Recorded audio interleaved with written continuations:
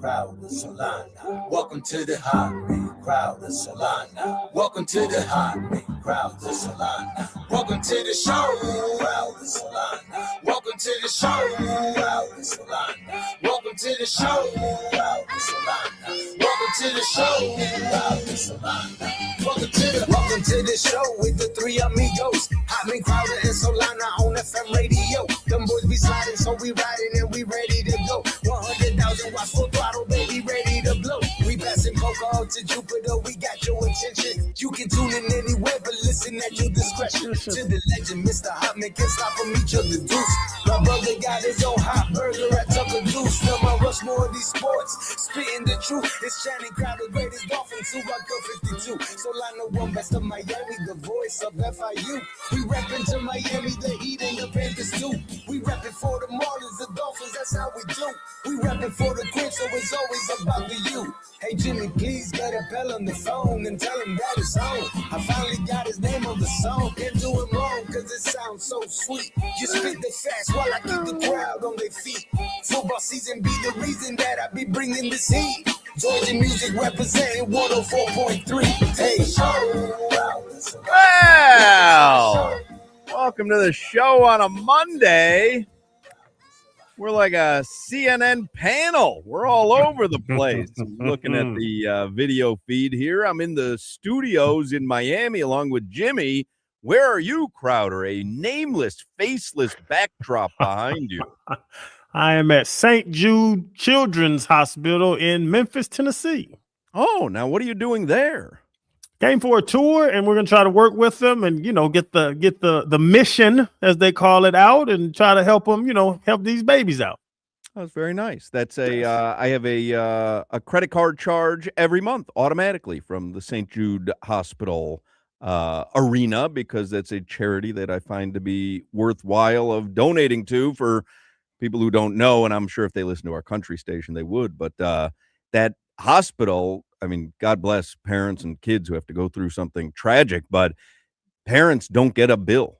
They do not get a bill at St. Jude's, and so I donate to that every month. It just comes out of my credit card automatically for years now, just because I think it's such a worthwhile. I can't imagine the horror of it, and I can't imagine what a luxury that has to be to have a hospital that does not bill the parents who are going through the unimaginable.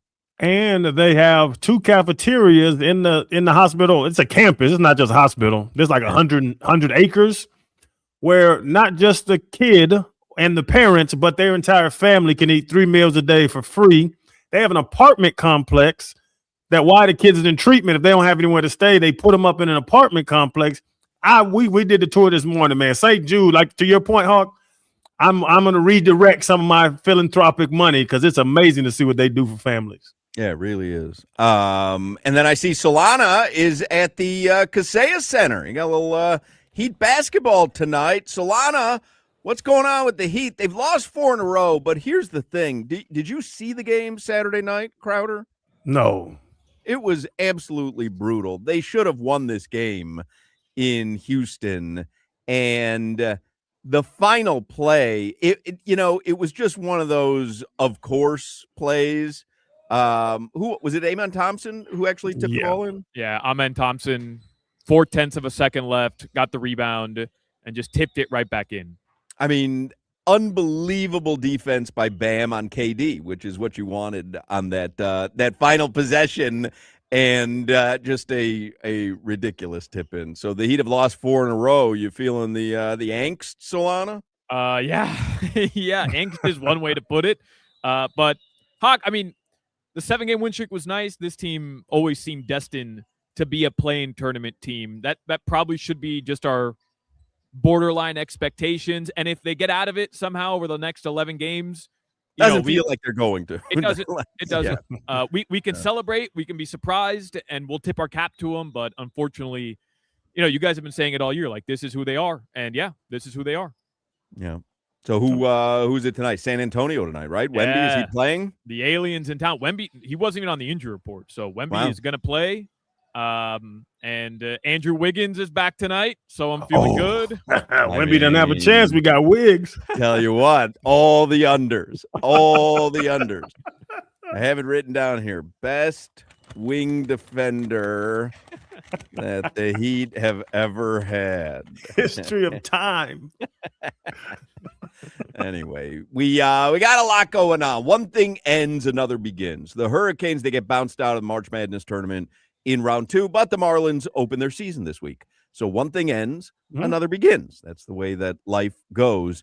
And how about your Florida Gators? I mean, the old 1-seed Florida Gators, not even getting to the Sweet 16. Why are we pressing full court with 7 seconds left? Come on, Coach White. Now, I'm no genius. I think that was a terrible idea. Tell you what, man, that was a shocker. I was actually shocked that the Canes were in it against Purdue. Purdue's a better team, but Canes played well.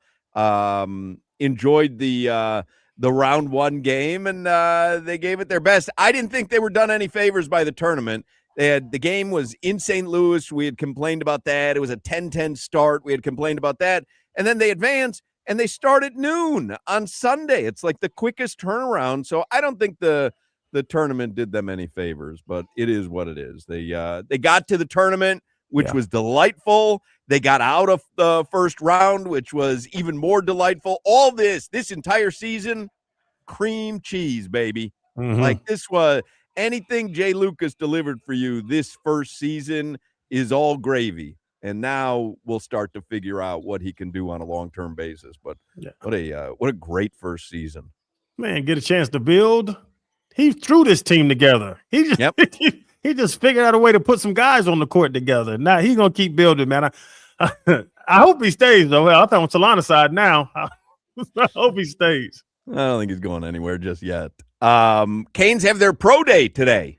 Pro day at University of Miami. So we'll see what goes on there. And we got action. I mean, there's a lot going on. You excited to see Wemby? Is this did you see him last year? Did he play when he was down here? Or was that when he was out? I don't know if he played last year, but I've seen Wemby a couple times. If you remember, like Kalel Ware's, remember this is Wemby's 3rd year. So Kalel Ware, that had to have been last year. He was here. Kalel Ware's like breakout game last year as a rookie was against Victor Wembanyama. Remember we were talking about, baby Wemby and all that stuff. So I've seen him a couple times, but it's always insane. It just doesn't look real. Well, the game tonight, by the way, is at 7 p.m. If you are going to the Kaseya Center tonight, leave now. It's 10 after 2. Leave now. Honestly, it's a 7 o'clock start. Normally, the home games are a 7:30 start. Every now and then you get an 8 o'clock start. 7 o'clock start. I'm telling you, leave now. Is there a line? Is there a wait at Bongos? Yeah, Bongos is slammed. Do Definitely they take call ahead at Bongos? Can you put your name on the wait list on the app? I'll go add your name. I'll go two for Mark. I'm not coming. I'm just curious if you can put your name on the Bongos list on the Bongos app. You have what do you need? The Bongos app? Yeah, Bongos app. And then you have to put a deposit down. Deposit down, but it goes straight to Mickey Harrison's wallet. that's what that deposit does. Hoch, I have an interesting opinion about these 7 o'clock starts because I heard Tobin talking about it as well. Like, don't get there early, and people were talking about 7 o'clock. Make sure you leave early. Get here. Nah, it's all right. Hey, Heat fan, 7 o'clock start. Gonna get here late. That's fine. I'm cool with it. Like, we don't have to pretend like we're not the city who misses the first quarter. Everybody knows about it. Yeah, we're on national TV. Yes, they're going to use that every single time and take cheap shots at Heat fans, say this isn't a basketball city. You know what? It is who we are. We're going to be at Club Hyde for the first quarter. We're going to be at Bongos for the second quarter. And guess what? If the Heat are in it in the third and fourth, the stadium will be slammed. The vibes will be electric. And that's who we are. And that's okay. We don't have to pretend we're somebody that we're not. I wasn't saying it so that the seats would be filled and I wouldn't be embarrassed watching it on TV. I was saying it for people who have tickets and may not have noticed that it's a 7 o'clock start. Okay. And we're planning on getting there for the beginning of the game and just figuring it's 7:30. I was doing it more as a public service. Hey, if you're going to the Heat game tonight, it starts at 7, not 7:30. I also like Solana saying, hey, take your time or whatever. But he made it a point today to actually do the show from the arena so that he's not late. It's 2:00 and he's already there. He's so laissez-faire. Hey, show up whenever you want. In the meantime, he's there at 1 p.m. He slept there last night. It's a lot but I disagree with you. Get in there and support the team. They're playing a very good team, one of the best teams in the West. Get out there and get it loud for Bam and Tyler and the boys. I used to feel that way, Crowder. When I was a Heat fan, I'd be so upset when people wouldn't be in their seats. I used to be the guy that was calling into the radio show. Hey, Heat fans, let's go, man! Nationally televised game. Let's put a little respect on ourselves. Let's show everybody that we appreciate these games. And I've gotten to the point. It's like, yeah, we are who we are. We don't have to pretend national TV. Oh, big bad Peacock's in the building. Oh, everybody be in their seats so that they can see that we're a good basketball town. That's fine. Go to Club Hyde. I'm cool with it. Be late. Be in your seat. Be in your seat at around halftime. That's cool with me. Solana, I go to the games and stay in Hyde for 4 quarters. I don't even look at the wood. I don't understand what happened to Solana. Has the Heat signed off on this? No, I was just thinking about that as I'm talking about it. I'm doing a broadcast that I didn't get approved from the Kaseya Center and telling Heat fans don't worry about being on time, which I'm sure nobody would agree me saying on the flagship.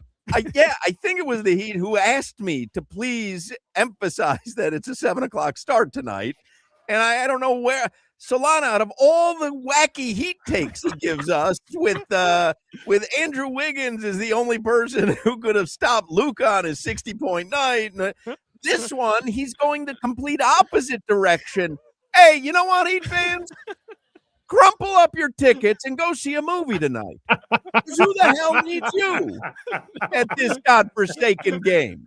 I don't need you here. I'm just saying, because I'm listening to Tobin and Hoch. I understand what you're saying. It was a PSA.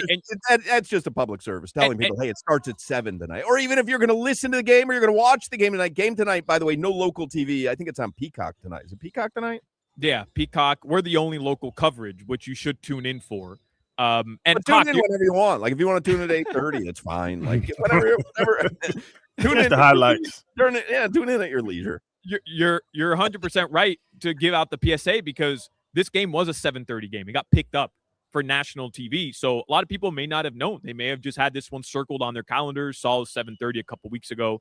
So you're 100% right to give out that PSA. But I was listening earlier, and I'm thinking to myself, like, yeah, people aren't going to get here at 6:45 for the 7:00 start. Like, it is what it is, right?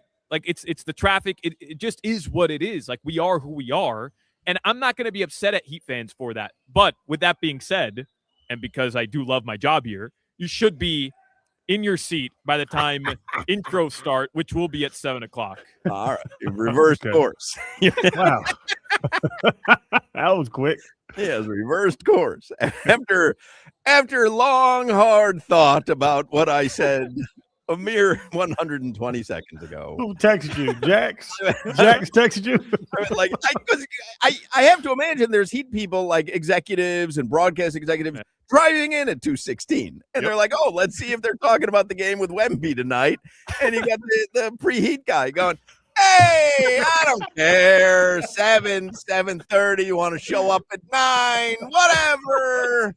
Doesn't matter to me. In fact, sneak your own food in. Don't even use their concessions. Sneak your food in. Let me tell you which entrance to go through to sneak your own food in.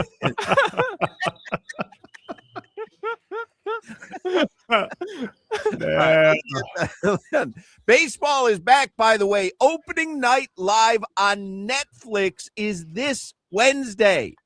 Opening night live on Netflix is this Wednesday. Aaron Judge and the Yankees clash with the San Francisco Giants.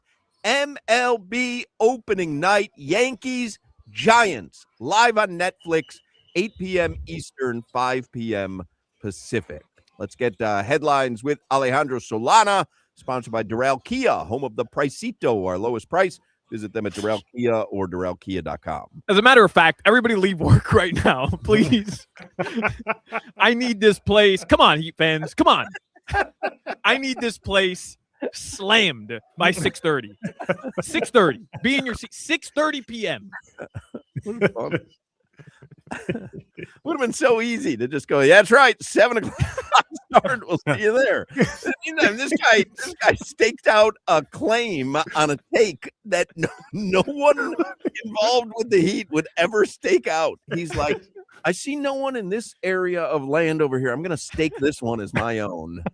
And it's some arguments with not two sides. yeah. Hey man, get out there early. It's a 7 out of 7:30. And I'm on his What the hell with side, that? though. I'm on his side though. I don't care if people point at Heat fans and go, "Oh, look at them leaving early." I have a million examples of people leaving early, and a million examples of arenas being empty at the start, and also a million examples of arenas and stadiums being empty when the team's not a winner. But I was just saying, like, that doesn't bother me. I don't care what people think about Heat fans. I was just saying, hey, if you have tickets tonight, or if you're thinking of going tonight, it starts at 7, not 7:30. Did that criticism start with the big three? Yeah, I everyone started to hate on Miami during that Big Three era. So everything that happened during the Big Three era was magnified. But even people point at the Marlins. Hey, nobody's there. Yeah, look at some of these baseball stadiums, because I'm going to here's a little something. So Marlins open Friday night, and it's going to be a decent crowd, I would say. Sandy Alcantara will be pitching. They're opening at night instead of during the day. So Friday night at Lone Depot Park, I think, is going to be a really good crowd. In fact, I think Saturday and Sunday are going to be really good crowds. I think they're going to have a great opening weekend. Do you know who the next series is starting Monday night? Oh, who?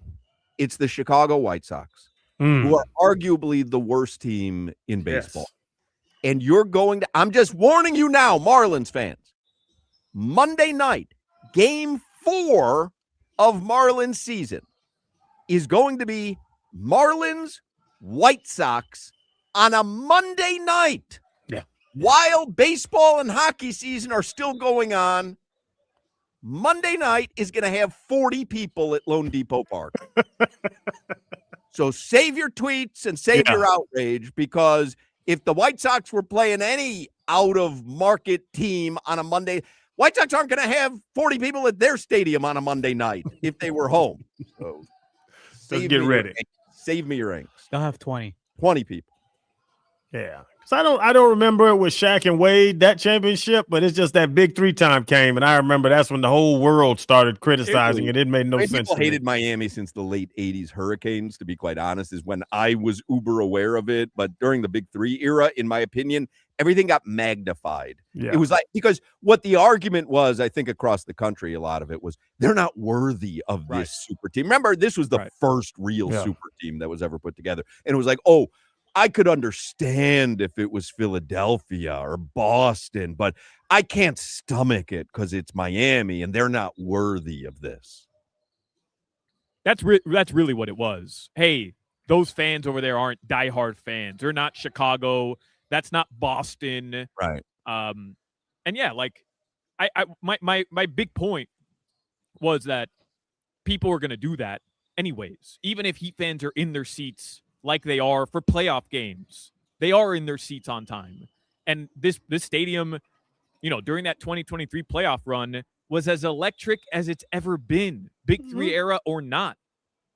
People still did that, right? Like they still took their little shots at Miami and still said that the crowds weren't good when it just wasn't true. It was a total lie. So it was just, I was just trying to back up my Miami brethren. That's all it was. Just a backup of my Miami brethren. Support Miami Heat and Miami Heat fandom, if you really want to support it, don't use your tickets tonight. We'll show them. Hey, man, it's hard to get out that Grey Goose Lounge. I'm not lying to you. Well, that's what I'm saying. Like, you got the Grey Goose Lounge. You've got the Bacardi Ocho Lounge, which is just unbelievable. The food up here is delightful. I've never had a better meal than when I'm up at the Bacardi Ocho Lounge at the Kaseya Center. It's too late. Full back pedal.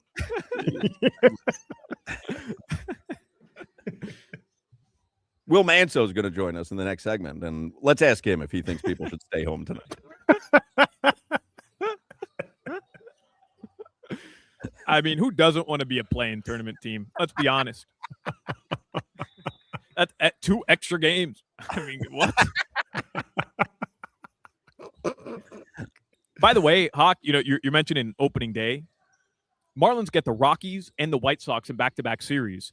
If they are going to be good, like that should be a great way to start the season. Rockies if they are stink. going to be good. what scouting reports have you read? Well, nobody thought they'd be good last year, and they were good. What? They were pretty good last year.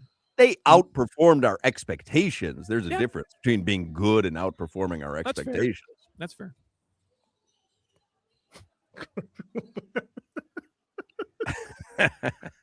It's a lot of phrases. He doesn't know if he's coming or going right now. He is in a because we might have a relationship with the Marlins come Friday opening day, and so he's taking out claims everywhere. Well, I might be out everybody now. I might be out of a job in about 30 minutes, so I'm doing everything I can to warm up to the fish now. So you're saying if the Marlins are going to be good, and they only finished 17 games back of the lead last year in the NL East. If they're going to be good and did nothing to get better. So if they're going to be good, you're saying you're hoping they start out 6-0 in the 162 game season because this is their chance to get on top. What are you saying? Oh, they're still playing 162 of these things? He came with takes. He came with takes today. Oh, man.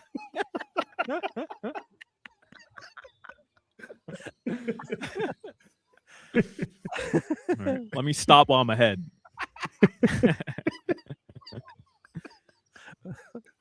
Heat tonight, 7 p.m. Wiggs, Jaime, and Norm are expected to play. And the Panthers, they're going to host the Kraken tomorrow. They lost to the Flames to end that road trip, 1-3 on that road trip. Everybody's out for the Cats, it feels like, man. Like their injury report is lengthy. And no joke, shout out to Jay Lucas and the Canes. Tough loss yesterday. They cut it to 4 with about 50 seconds left. And I really thought, wow, like they're going to get it. This team is special. They're going to get it. Yeah. But they couldn't execute down the stretch. But they had a lead at halftime. Like they were in it the whole game, man. Yep. All right, guys. Your weather right now in South Florida, it is 78 degrees, really like 81 degrees. Tonight, the lows are going to drop into the upper 70s. That weather report brought to you by Tornado Roofing and Contracting, helping homeowners stay safe this storm season. Visit tornadoroofing.com for a free roof and window estimate. All right. Solana is at the Kaseya Center, and Crowder is in, where'd you say? I know you're at St. Jude's, but Memphis, Tennessee. He's in Memphis. Jimmy and I are in Miami in the studios. Will Manso is going to join us in the next segment. Cheetah Pompano, that's a great spot to watch a game or a fight. They got 4 stages of entertainment, the most beautiful ladies in South Florida, and, of course, that amazing complimentary gourmet lunch till 3 p.m. every day. So don't forget, you can watch all the tournament games at Cheetah Pompano or Cheetah Palm Beach. It is slam dunk season, so make plans to watch the games there. I think they start up again on Thursday, if I'm not mistaken. So watch them at the Cheetah. Saturday, March 28th, which happens to be this Saturday, is the Rodriguez Charity 7th Annual Poker Tournament at Seminole Casino, Coconut Creek. 100% of the proceeds from the event are donated to local charities. There's $10,000 in cash prizes. It's a $200 buy-in. And there will be bounties if you knock certain players out of the tournament. And I am one of those players that you're going to want to knock out and grab a bounty. So that is Saturday at Seminole Casino, Coconut Creek. Hope to see everybody there. I always say it, but it's true. Every day is a great day at Cheetah Pompano Beach. You want to make sure you visit Cheetah Palm Beach as well and get all the details at cheetahsofl.com. This is Hoch, Crowder, and Solana. Is there any possibility that Billy the Marlin is a bird?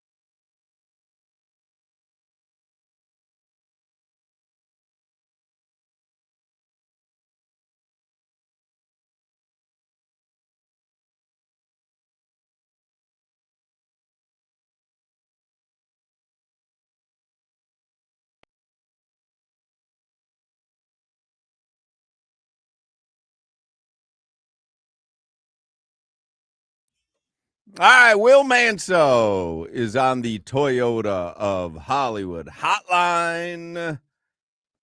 Heat and Spurs tonight at the Kaseya Center. No FanDuel Sports TV tonight. No FanDuel Sports. You can hear the game on 104.3 FM WQAM. You can watch the game on Peacock, I believe. Hello, Will.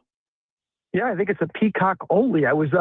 They stole my money. They took this game away. This was my game on the schedule. My children's education is suffering because Peacock stole my game. But mess with a man's money, Peacock. What are we doing here? This is Will's hustle. Money. You're playing with his emotions. That's right. That's how it goes. Yeah. You want to talk Heat first, or you want to talk Canes basketball? Let's talk Canes basketball because I think they deserve it for what the job they did and the run they put us on and the turnaround. Jay and his crew deserve it. Right. I said at the beginning of the show today, like whatever happened this season was all gravy. We had no expectations. This was, as Crowder said, a complete rebuild. The fact that we got a great season, a March Madness berth, and then past round one. You wouldn't have believed that if I told you after Jim Larinaga left, and then they dismantled the team. You wouldn't have believed me if I said that was going to be the outcome of season one. No, you just said it, the dismantling of the team. And I'll tell you what it hit me, because I remember when Coach L stepped down, I thought, okay, they hired Jay. He comes from Duke. He'll probably do a good job kind of putting things together his first year and hopefully show some signs of progress. I get out there preseason to meet him for the first time in a practice, and I'm looking at the roster and I don't recognize anybody. So Jay comes over and I say, hey, we're talking for a second. And he says, the entire team is new. And I mean, when, usually you hear that, it's like, okay, there's two leftovers, there's one leftover. No, the entire team was new.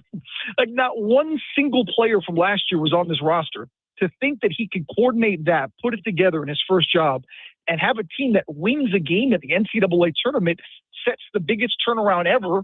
The improvement from 7 to 26 wins is absolutely insane. And Will, I've heard him on with Joe. Jay Lucas, you've been around him. He's the new age coach. He's the relatable coach. He's the guy that goes in the locker rooms, but also understands the NIL and all that stuff. Is he perfect for this? Is he perfect for to follow up Jim Larinaga? He seems like it, and I get asked this a lot about Mario, what makes Mario so good. And, even though Mario's an older guy, he adapts and understands that you've got to be different in this generation. Well, NIL and all the things that go on, I think he knows Jay understands the same thing Mario does. You've got to be relatable. You've got to be personable. You've got to be heavily involved, heavily active. It can't just be like the old days where you recruit a guy, he signs on signing day, and you have him for 4 years. I mean, that just doesn't exist anymore. So to your point, Channing, yeah, Jay understands it. He understands he's got to be there. He's got to be around, and he's okay with it. And Coach L, to his credit, he was very honest. He's like, I don't want to deal with this crap. I don't want to deal with the daily phone calls of I want more money or this program wants me and all this kind of stuff. No, these guys understand, and I think Jay's committed and focused on making it work.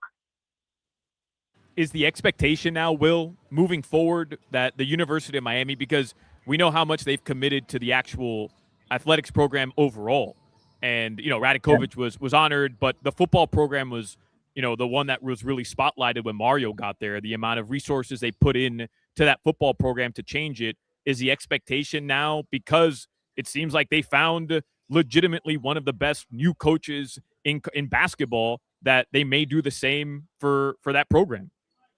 Yeah, and I think I'm glad you brought up Dan Radakovich because, you don't usually talk about the athletic director of a program unless he's getting fired, unless he's doing an awful job. And in Dan's case, it's the opposite. I mean, he closed the deal, get Mario to come over, and then he comes over here and gets Jay in a tough situation. I mean, again, basketball is changing by the day, and the way you build teams is so different. To get a guy like Jay, who had the experience at Duke as an assistant, now the question is, can they keep him? And I get asked that a lot of late. Is like, man, is this guy going to go run off somewhere else? Financially, it seems like the Canes are very committed to their athletics. It's pretty clear in what they brought to bring Mario. It's pretty clear in what they spent in NIL to give Mario the players he wanted and needed. I think they have the same commitment toward basketball. So I see this being not just a one-year deal where they play well. I think Jay's got the potential to build something year in and year out. Hope you're right. Will, let's talk Heat. So heartbreaking loss in Houston. I mean, they had that one. That was just an unfortunate bounce. You couldn't do any better than D'ing up KD there. Like it worked out in their favor up until that final tip in. So The conversation, though, I guess that we were having and had last week as well, this is kind of who they are, right? They can go on a 7-game winning streak against lesser opponents. They start facing better opponents and they start getting exposed a little bit, or even unlucky, as I would consider Saturday night to be, right? This is who they are. I mean, I think more so is the inconsistency is not necessarily the opponent, it's themselves. Because in that winning streak, in that stretch, they beat a very hot Charlotte team. They beat that same Houston team. They beat Detroit, even though Detroit's been struggling. So they beat some teams that, quote unquote, were either better or hotter than them. And I think you're starting to see them turn the corner. And the one thing Eric Spoelstra has said all year long, and I think you and I have had this discussion, all of us had, is sometimes we roll our eyes at it when Spo's like, we're close. We're getting there. You see it. It's coming together. And we're all like, yeah. Well, in that 7-game winning streak, I think we all saw him like, wow, maybe Spo is right. It's coming together at the right time. The crazy thing about this team is, like tonight, for instance, they're completely healthy, right? It looks like they're going to be all go. That hasn't necessarily been a good thing. They can't figure out how to use Tyler and Norm in big spots in the game in the fourth quarter because of the defensive issues. The other day they keep Tyler in. He doesn't box out well, for rebounding, and you get the tip in.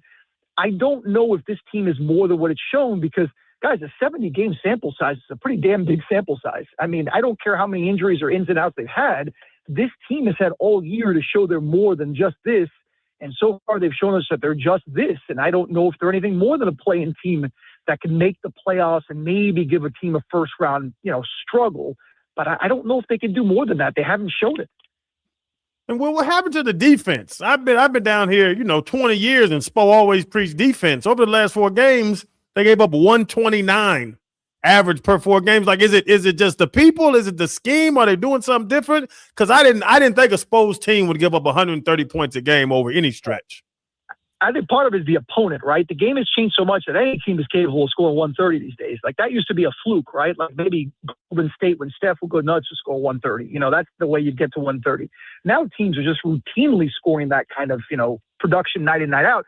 For the Heat, I think the thing they've shown is the ability, and this goes back to Hoch's point, this is where I do think the opponent matters. They've shown the ability to play a top 5, top 10 defense year-round against middle to lesser teams. It is the quality teams, though, where they tend to struggle, which makes sense if you're a mediocre middle-of-the-pack team, that you can handle the teams around you and the teams under you.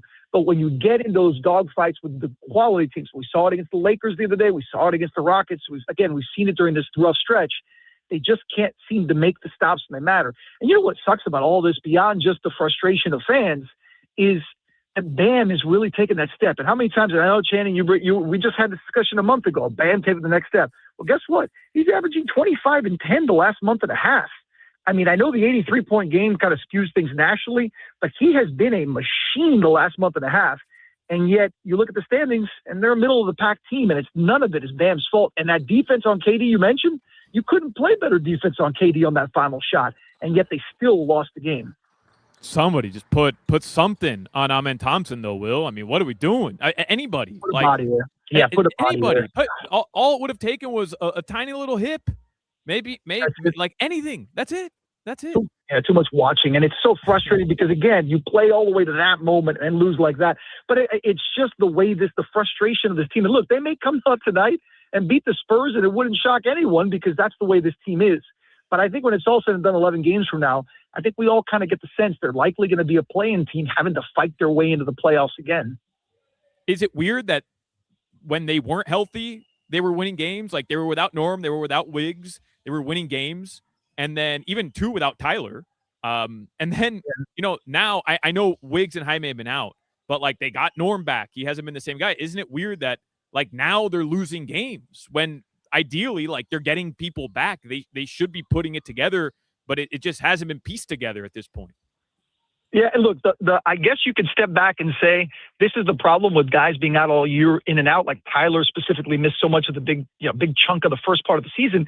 Norm played like an all-star. He was absolutely an all-star. Wiggs has been that consistent guy who's gotten banged up of late. Jaime has been that great sixth man, but they haven't done it together. And I wonder if it's just a case of like, it's too late now. Like, they never got the chance all year to really put it together and see what they could do. And even the stretches they didn't play particularly well. Now, the sample size of everyone healthy is very small.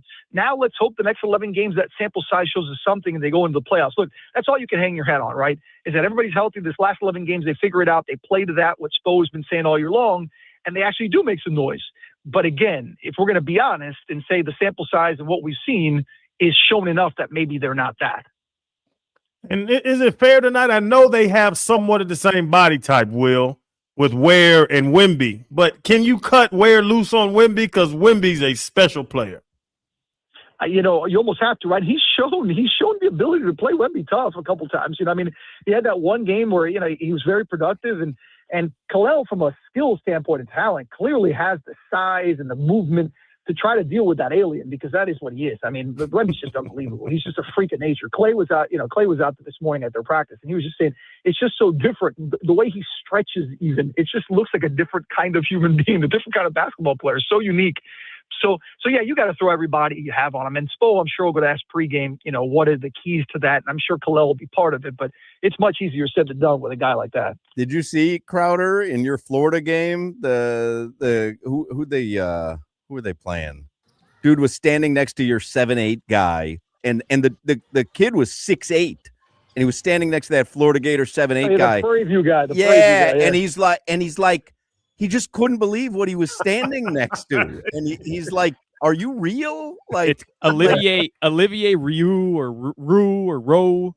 I forgot how to pronounce his last name. 7'8", right? He's he's 7'9". 7'9". That kid's a freaking, Wemby's 7'4". I remember the first time I ever saw Wemby in person. Do you remember a few years ago? Randomly, the Spurs went to go shoot around at a Jewish school in Miami Beach. Do you remember that?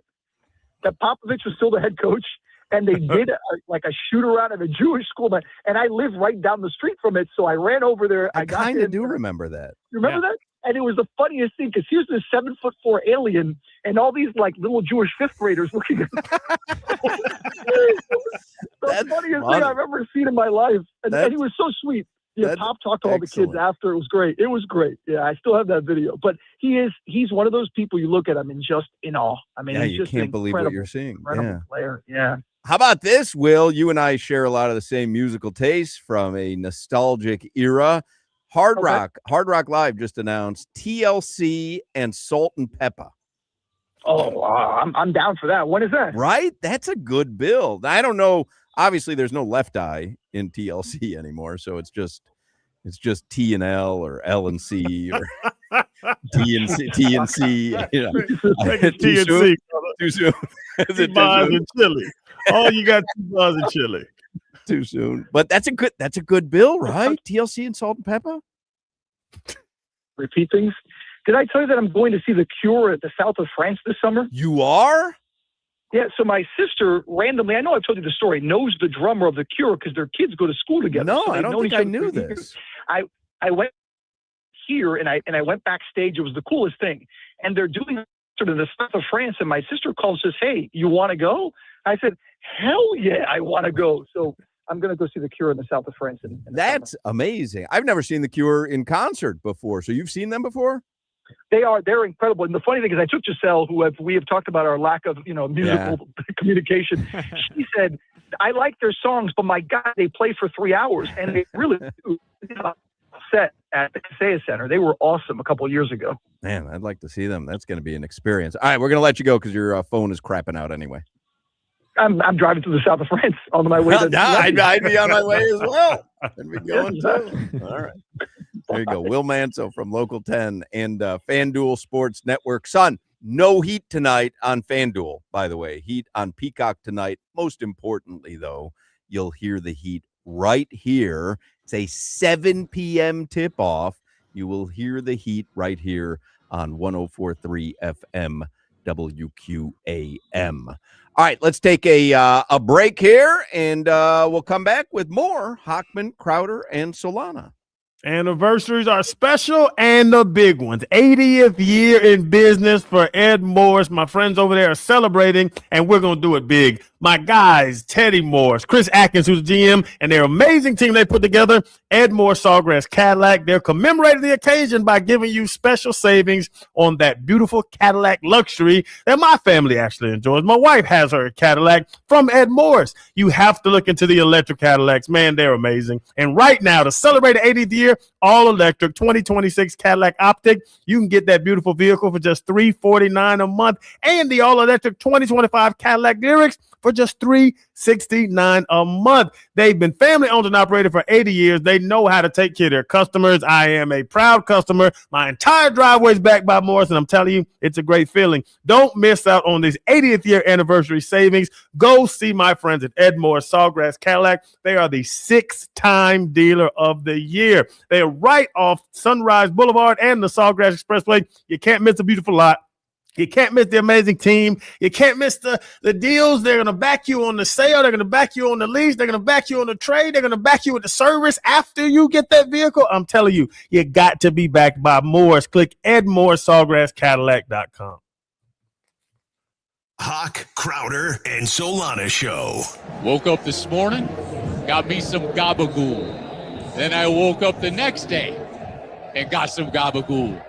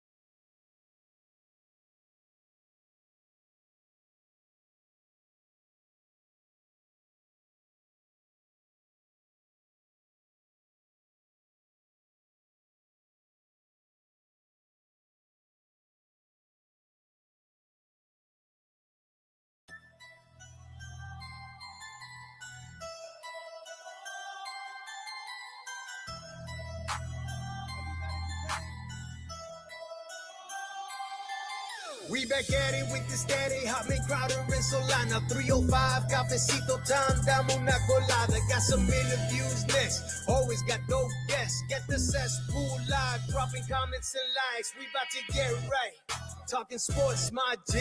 Listen to Odyssey and 104.3. Live and back on GeorgiaMusic.com. Hitting it at the park like a mad murder's bomb on power. Get ready for the 3 o'clock hour. Get ready for the 3 o'clock hour. Get ready for the 3 o'clock hour. I'm ready. Get ready for that 3 o'clock. 3 o'clock. Ready for that 3 o'clock. It's that 3 o'clock hour. Ready for the 3 o'clock. Got some Heat basketball coming up tonight. Heat and Spurs, which you will hear on this very radio station. Marlins open their season on Friday night. And I know we talked about some of the stadium food offerings over the last couple of days. Bro Bible did a ranking of the top 8 new ballpark food items. Some of them are ones that we've talked about on this show. So number 8, this is available at New York Mets games, is the 999 challenge, which I know Solana and I talked about. I think you may have been off that day. 9 hot dogs, 9 beers, and you've got obviously 9 innings to go through it. The little caveat is that the hot dogs are kind of half hot dogs and the beers are more like flights. So it's not like 9 real beers. So Kinda it's soft. 999, but it's Yeah.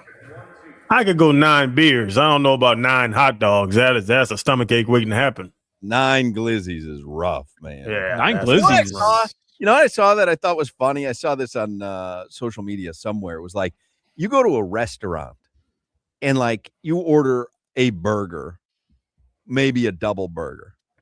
If you were to order 2 hamburgers, people would go, "What are you doing?" Like that's crazy. But if you go to a barbecue and somebody says, "What do you want? A burger or a dog?" and you don't say, "Well, give me like 2 burgers and a dog," or "What do you want? A burger?" "Yeah, give me a burger and a dog and maybe a sausage or whatever." Like people think you're crazy if you don't have 3 sandwiches. You go to a restaurant, you're nuts. If you order that. You know what I had, which is crazy. We talked about it. I had bacon wrapped dates. Oh, how was it? I was some restaurant out here in California when I was just in Orange County. They are delicious. Dates are off the chain. Yes, dates are off the chain. But so and we're into dates. Lori keeps them in the house. We just kind of, eat one as a snack because it's sweet. But I saw on this menu, where did I see the bacon wrap? Oh, that was on the Masters menu. That's on Rory McIlroy's Masters menu. And then we were in Delray this weekend, and we walked past Dada, which is the restaurant that Mike Mayo had texted me during the show saying, "Hey, good bacon wrap dates there." So is the date itself warm when you had it? Yes. So it's bacon's wrapped, and it's kind of pan fried where the bacon cooks, but it's warm on the inside, and then the cheese is melted. I don't know how they infuse it inside the date. Inside the date, right? Yeah. But they gave me a hard time talking about the 2 burgers because I had bacon wrapped dates, then calamari, then a clam chowder, and got a steak with spinach. And Fred was like, where is this going? How can you eat this much? Yeah, that you're still hungry by the time the steak comes after you've had all that? Yeah, well, just a 10-ounce filet, Pittsburgh medium, sauteed spinach, just a little quick. Nom. Now, you got injured this weekend. You guys were in a flag football tournament, you and the Pivot fellas, and you got injured. It really is remarkable how my body is the healthiest body of all 4 people on this show. No. You and Solana and Timmy, you were wearing a wrist brace for 7 months on this show. I'm telling you, the 3 of you, you're dropping like flies. I go out. We were supposed to coach, but some guys don't show up. So our best player is Keenan Allen. Our quarterback's Michael Vick. It's a Symbiotica team, the supplement company. We know the owners and all. What is going on there, Solana? Are you in the middle of a rave? Yeah, DJ M. Dot's just throwing down a crazy set right now. DJ M. back. So you want me to mute myself? I know it's a little loud. It's a little loud. Yeah. So they're like, hey, go play. I'm assuming this is now there's current at Amon-Ra St. Brown is there. Carson Palmer's one of the quarterbacks. Aaron Rodgers is one of the quarterbacks. There's like current players playing. I'm like, okay, this is a fun charity thing. First play I walk out, it's some big old white dude. And I'm covering him. And he smacks me in the side of the head to get open. And I'm like, hey, man, what is going on here? Take it easy. They were playing for real. I said, yeah, Jack. I played 2 plays, sprained my ankle, and then I went inside. I went inside for 2 hours. I said, no, y'all played too hard. What was this? This wasn't the flag football thing that Tom Brady had going on, was it? No, that was in LA. This was in Orange County. Gotcha. So this was a RX3. It's like a private equity type thing, and all the guys are a part of it. All the guys were playing were a part of it. They had their partners there playing, ex-ball players and ball players. But yeah, some of the non-NFL or ex-NFL dudes, they were out there to win the Super Bowl. Oh, were you playing offense and defense, or you were just playing defense? Well, I didn't get a chance to play offense because when I got smacked inside the head, I said, nope. he out here playing. Yeah, but I hate that. I hate the guy that shows up, thinks he's too important for the event, and like, oh, I'm not going to take it easy. I'm going to take it easy out here.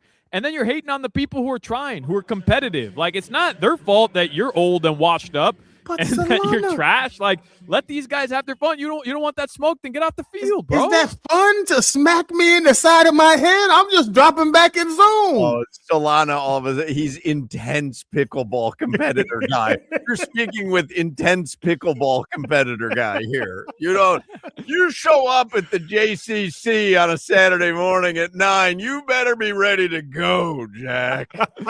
And by the way, Hoch taking this crown and this victory lap as the healthiest guy, the least injured guy on the show. Yeah, because at the very least, Crowder and I don't know what Jimmy's excuse is, but at the very least, Crowder and I put our bodies on the line every now and then. Yeah, you put your gums on the line. You put your gums on the line all the time. The only exercise Hoch does. You put your teeth on the line, Crowder. Your teeth are on the line all the time because you guys have body parts dropping off you. The only exercise Hoch does is lift the avocado toast to his mouth and then put it back down on the plate. And by the way, if you did that, if you did those reps like I did, your gums would bleed. So again, I maintain I'm the healthiest person. If you did my avocado toast reps, your gums would bleed, your teeth would fall out. But you don't put yourself in the line of fire. I'm with Solana on this one. What are you putting in the line of fire? Last time you injured yourself, you were trying to do the splits in a cheerleading routine. You ended up in what line of fire? This dude was Travis Kelce, but 300 pounds, and he smacked me in the side of the head. I'm amazed my teeth didn't fall out. This is reminiscent of your dad's story when he went to jail, and he said that he had to beat up his cellie or something, and then you found out the guy was 5'2" with a cleft palate. I want to see what this Travis Kelce guy looked like for real. 6'5", 320 with abs. What is going on here? Anyway, the 999 is number 8 on Bro Bible for new ballpark foods. Number 7, Solana had shown this to us, the watermelon habanero margarita at the Dodgers games. And they write, I know this list is technically supposed to be devoted to food, and the Dodgers aren't necessarily breaking new ground with a watermelon habanero margarita, but that would surely hit the spot on a warm day. And it's still a run-of-the-mill cocktail, but not something that you see at a ballpark. And he says, however, as someone who is an absolute sucker for novelty souvenir drinkware, it earns a mention thanks to the custom tiny cooler that it's served in. It's served in like a mini cooler that you would see, like a Little League game. You'd have the punch in one of those coolers. It's got served in a little mini cooler. It even has like when you have to, it has a spout at the bottom. You got to push the button, like the one that we all grew up with. Yeah.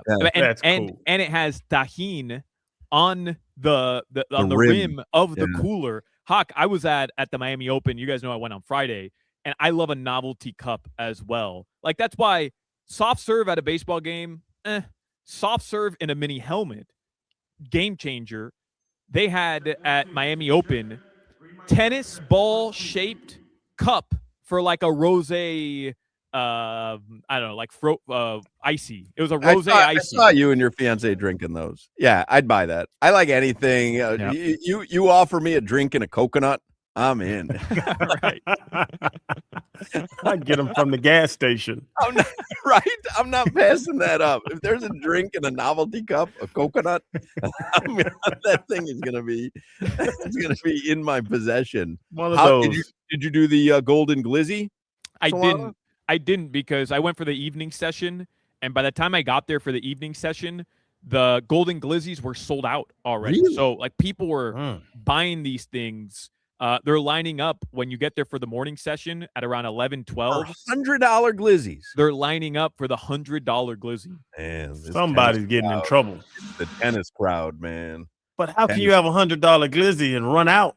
You missing out on thousands. That's true. Actually, that's right. That's a good point. Come on, go buy some. Publix is down the road. Let's get it. Number 6 on this list, the 128-ounce bucket of nachos at the Arizona Diamondbacks games. It says the D-backs would lead you to believe the nachos that come in a gallon-sized bucket can be topped with anything, and it's supposed to be shareable. However, Bro Bible writes, I know I'm far from the only person who would view that label as a challenge because it doesn't have to be the case. I think I could knock down 128 ounces of nachos at a baseball game. I don't think I'd have a problem with that. By the bottom, everything's going to be cold. That's all right. Cold and soggy. I'm all about it. You do like soggy chips. I do. That's crazy. Soggy nachos, man. Yeah. That's the hack. Number 5, the Southside Supreme. We were talking about the White Sox. The White Sox have a home plate shaped pizza with sausage, Italian beef, peppers, onion, giardiniera sauce, and it's served in kind of like a cardboard home plate. So it's got it's a mix of deep dish essentially and Italian beef, which is two things Chicago's known for. Yeah, I can fool with that. The foot-long elote corn dog, as we talked about last week, the Diamondbacks are offering that. I don't think any foot-long hot dogs. Number 3, the machete from the Marlins. Go to a Marlins game this year. You will be able to get the machete, which lands at number 3 on the Bro Bible list. It says, I can't count how many quesadillas I've had over the course of my life. However, I can count how many of them were made with 2-foot-long tortilla and came in a custom carrying case. 0. Definitely 0. That number would rise to 1 if I head to Miami for a Marlins game and ordered the machete, which is filled with carne asada, guajillo pepper sauce, and salsa verde, mozzarella, and Oaxaca cheese, and some cilantro. I will be having a machete before the season's over. Is it confirmed machete, or is it going to be machete? Like, do we know for sure? My guess is people like me are going to say machete because we like that, and normal people are going to say machete. Okay. Number 2, take me out to the ball game shake from the Arizona Diamondbacks. Does anyone really need a salted caramel milkshake that's topped with whipped cream, Cracker Jack, Kit Kats, and Nutter Butters? No. But I have to applaud the Diamondbacks for rolling out a concoction capable of drawing people with a sweet tooth like moths to a flame. I know Arizona is disproportionately represented here, but they earned the right to be. They were on the list 3 times out of 8. And then the final, the number 1 ballpark item edition, we all talked about this, chicken and churros at Wrigley Field, Chicago Cubs. Just says, as someone who has a hard time resisting the urge to order chicken and waffles when I see it on a menu, I would definitely have to pull the trigger on this twist on that soul food staple if I end up at Wrigley Field. The dish features fried chicken thighs compared with churros, which are then drizzled with ancho syrup and served with some strawberries.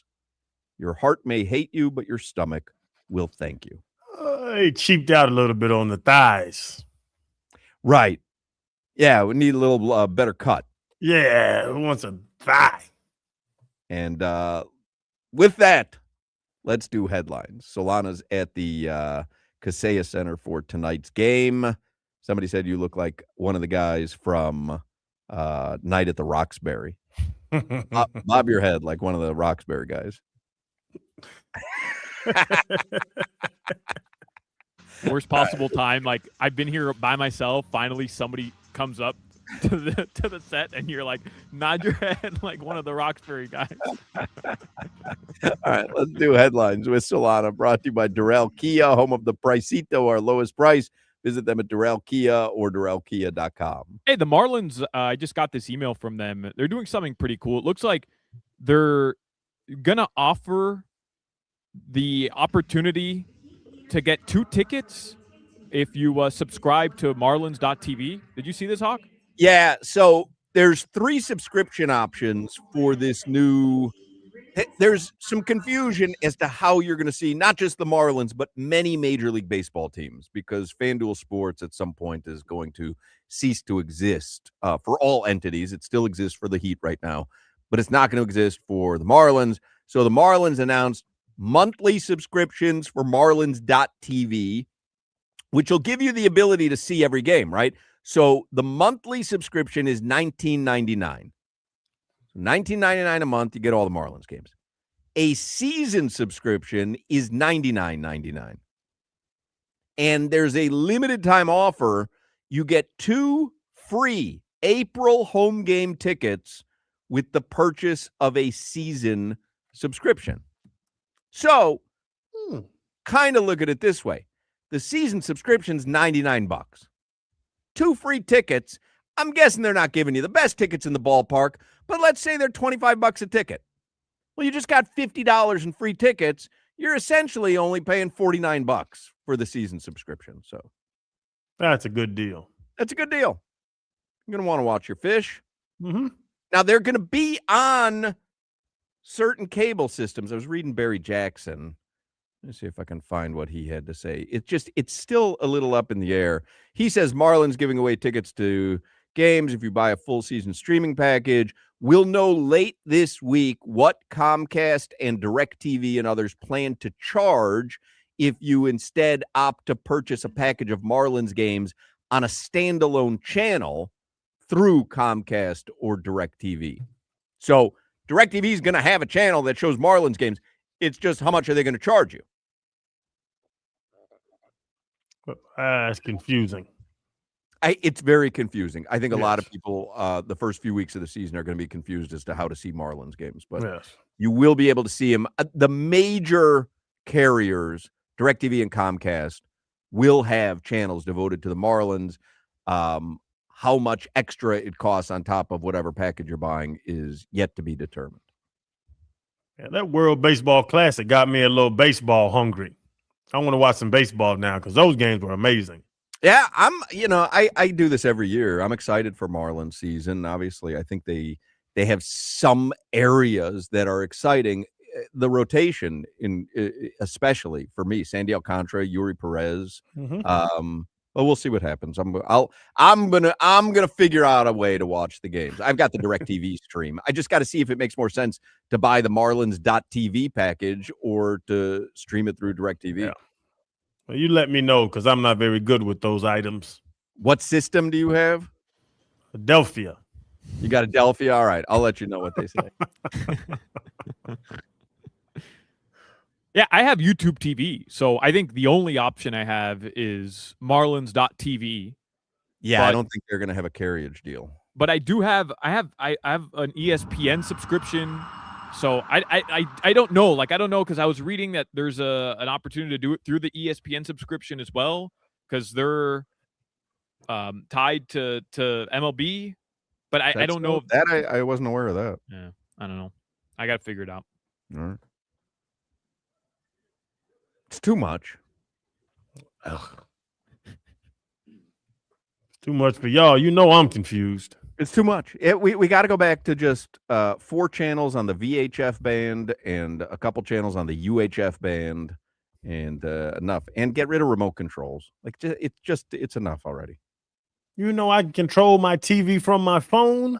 Stop it. What? The Roku app. Stop it. Crazy, isn't it? It's great though. I love my Roku app. No, I was being serious. I was goofing, Jimmy. I love the Roku app because you have you have a remote wherever you have a Roku, which is all my TVs. Oh no, I agree with you, Hawk. Yeah, it's great. Stop. Is that better than the Fire Stick app? Roku? I like Roku 1,000 times better than Fire Stick. You got to either keep your mic on or off because it's worse turning it off and on every 3 seconds. Yeah, I figured it was much worse. I don't know, what the right course to take here. I don't mind the ambient noise from an arena. It makes it feel like a game night. I was a little put off by DJ M. When he was throwing a rave there in the 3 o'clock hour. Apparently tonight is EDM night because they're so that makes sense. Right, which is what they must be just like messing with the settings, and I can let them know it's loud. That's loud. Very, very loud. It's good that you let them know. They probably weren't aware. Way to put your foot down. We appreciate your feedback. Hey, Crowder, you're in Memphis. What was your TSA situation like? Because I've been watching videos all across the country over the past couple days. This morning, too, at Miami International Airport, TSA lines like 5, 6, 7 hours in certain cities. Yeah. Don't check a bag. I'll tell you that. But I went from Lauderdale to LA, then LA back to Memphis. And if you have TSA pre-check and clear, it's pretty normal. But if you have that normal thing, like Terminal 1 and 2 at Fort Lauderdale, the security line was outside, out the door outside. And I walked past because I had the little TSA pre-check line. But yeah, it's I don't know what city it is, but Fort Lauderdale, Miami, and LAX were not fun to go through. Tell DJ M. to play more of the boing style. That's always fun. What is EDM? That do-cheek. Electronic dance music. Yeah. How do you go through your life? You're 42 years old, not knowing what EDM stands for, like what it is. Ultra's here next weekend. I'm not going out there with those drug addicts.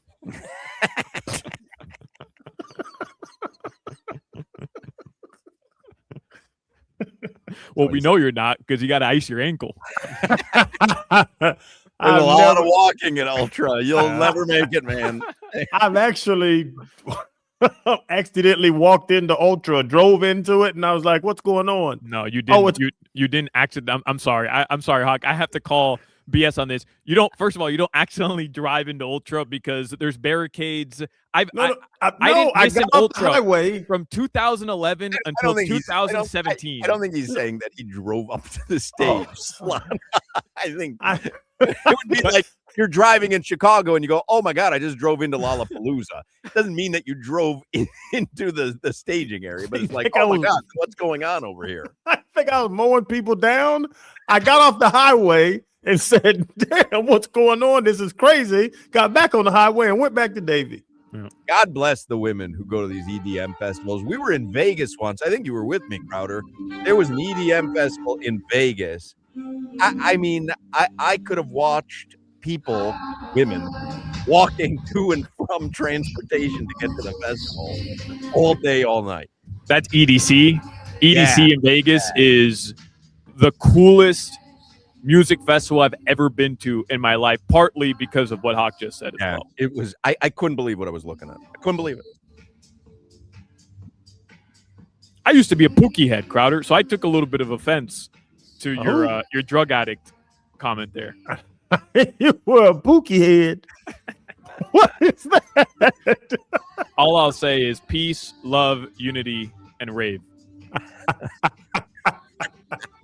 Man, I'm going people. I love the phases Solana's been through in his life because he buys in totally to whatever phase he's in. Like now he's in the pickleball phase, so he's got the carriers and he's got subscriptions to pickleball magazines and whatever. Like when he's in a phase, he's all in. If you would have seen me circa 2014 going to Ultra, EDC. I was at every music festival in the Florida, in the state of Florida. I had glasses for every day, matching outfits. I did have bracelets that said Plur on them. Like, I was the biggest douchebag, man. I love it. He goes all in, man. Was this before or after you had a rap book? When he was writing rhymes. He was all in on that as well. Listen, man, when you go to school and 8 Mile comes out, like that bleep inspires you, bro. All right. Any headlines, Rabbit?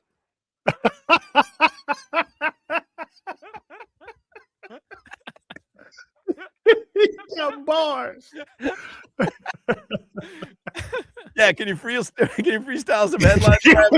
Give us something, Solana. What you got?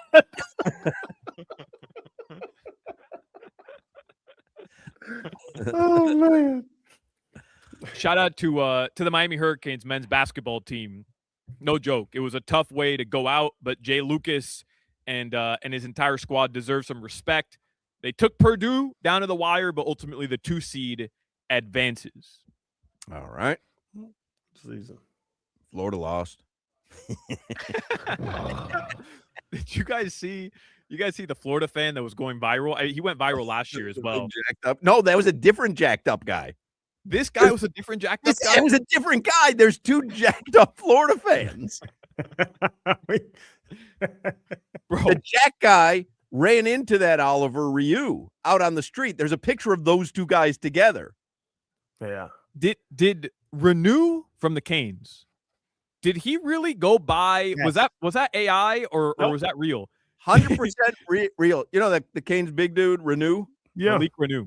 After the game, they had lost, but he was hungry. He got in line at one of the concession stands at the arena because there's games going on. They were the early game in his uniform. Yep, Hey, bought himself chicken tenders, a chicken Yeah. tender basket Hey. in his uniform. He was hungry. Tournament's over. I'm a big fella. I'd like some chicken tenders. I'm going to walk up to the concession area and get some tenders. He bet he got some phone numbers too. That wasn't just for chicken. All right, the Miami Heat will play the Spurs tonight. It's a 7 p.m. start time. That was changed from 7:30. It's now 7 p.m. Only local broadcast here on QM, as Hoch mentioned. Andrew Wiggins, Jaime Jaquez Jr., Norman Powell, all expected to be back for the Miami Heat. The Florida Panthers host the Kraken tomorrow. That's at the Kaseya Center. They're back at home. By the way, two big, Amerant Bank Arena. 2 big football notes from the NFL. JSN, Jackson Smith and Jigba, record-breaking contract for a wide receiver, highest paid wide receiver in the history of the NFL. 4 years, $168 million. He's going to make $42.15 million per season. Wild. He's on the Jamar Chase, Justin Jett. He's on their level. He's one of the young guys coming up. I read an article today, I think it was Pro Football Talk, saying that the market for Tyreek Hill has been kind of non-existent. Fuck, his leg went the flamingo way. But you'd think that a team would go, yeah. When he's healthy, that's who we want on our roster. Like, let's get him in here and signed, and it just hasn't worked out that way. Now, they also said on Pro Football Talk, it was like, hey, stuff could be happening behind the scenes, but there's been not even a rumble. And he's gonna have to like what happened with Max Crosby, he's gonna have to pass a physical. Yeah. So they would, no matter what they do, he has to pass that physical. Yeah. Hey, what's up with Travis Kelce coming back? That was wildly surprising to me. He signed a 3-year deal with the Kansas City Chiefs at $54 million. Next year, my guess is only the first year is guaranteed, though, right? That's got to be a contract in number only. Yeah, probably like Malik Willis. What is 63, but it's really 45? Yeah. His might be 2. It might be 2 for 30 or something like that.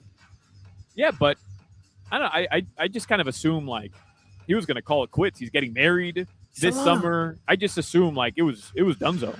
I said it. Go start making little Swifties. What are you? You're wasting time running around with these big boys. Go make some babies with that girl. Guess you can do both.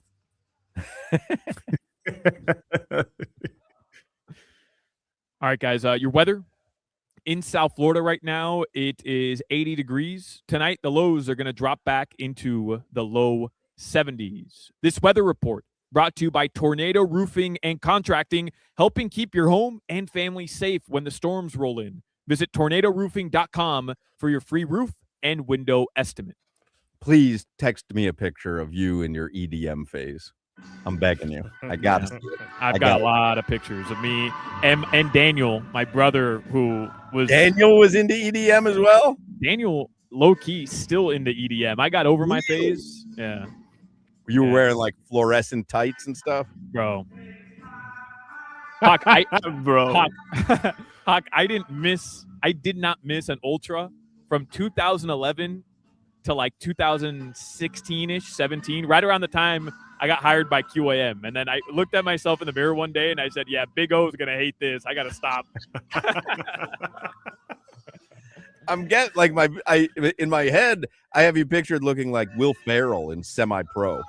Just like headband on. Yeah, headband and like a funky jersey and like ultra yellow tight. See if you can find a picture. I have like pictures of me wearing a bright yellow shirt that just says YOLO in giant letters.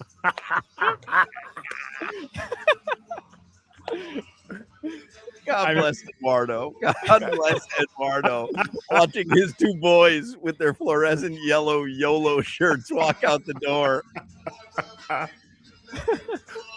Funny. All right. Solana's at the Kaseya Center. Crowder is at St. Jude's in Memphis. Jimmy and I are in Miami. And if you are looking for a great meal tonight or any night or during the day, Tucker Duke's Lunchbox. You know, people hear me talk about Tucker Duke's Lunchbox in Deerfield Beach, and they're like, wow, is the menu really that creative? And it is.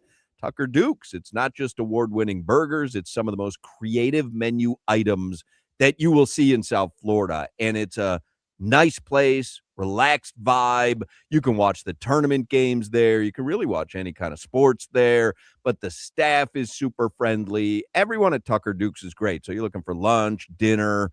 I mean, Tucker Duke's. Make sure you follow them on social media. You will see all their amazing creations. Now, the March burger of the month, and you only have a week left. The March burger of the month is the Conan. This one doesn't whisper, it conquers.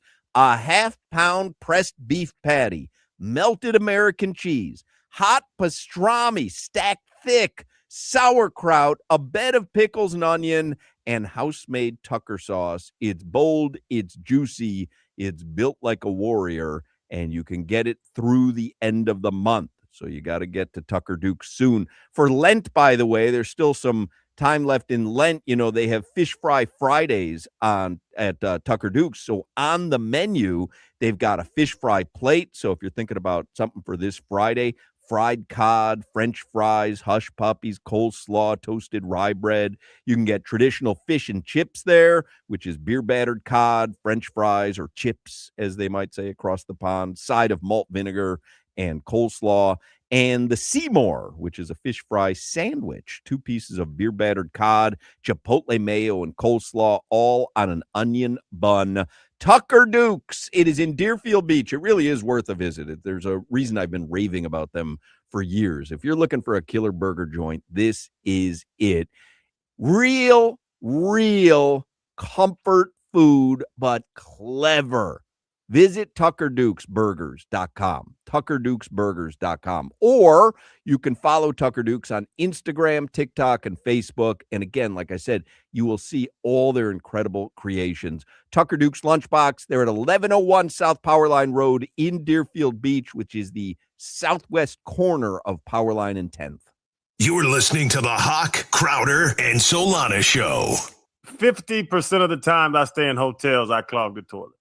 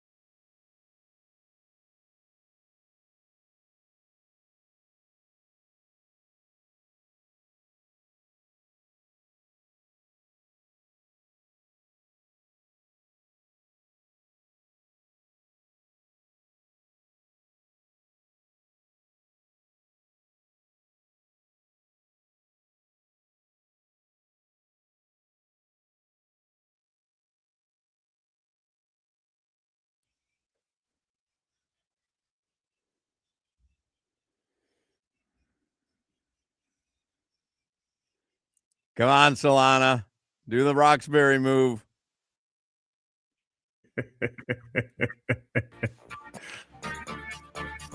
Yeah, Solana's rocking the outfit. He's rocking the Roxbury outfit. He's at the Kaseya Center. Those of you watching on the YouTube stream, and I prefer that you listen on radio or the Odyssey app or the iHeart app or TuneIn. But if you watch the video stream, you get a little treat because Solana's at the Kaseya Center.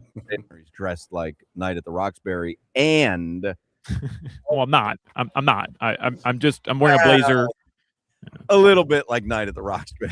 Very, very Roxbury-ish. If he also just texted us a picture from his EDM days, which I will show those who are streaming. That is young Solana. What are you there? About 15 years old? Yeah, like 16, 17. That's at Avicii at what was American Airlines Arena, Kaseya Center. My brother snuck me in because I definitely wasn't of age. And I had a fake ID. Like, I was living good in Miami. In high school times, man, I was living good. You wore neon? I mean, these EDM guys, like, it's all like neon. And then, they're in these raves and they'd have like, some people would have like glow in the dark paint on their face and their hands. And like, have you guys ever heard of gloving? No. What? Never mind. What is gloving?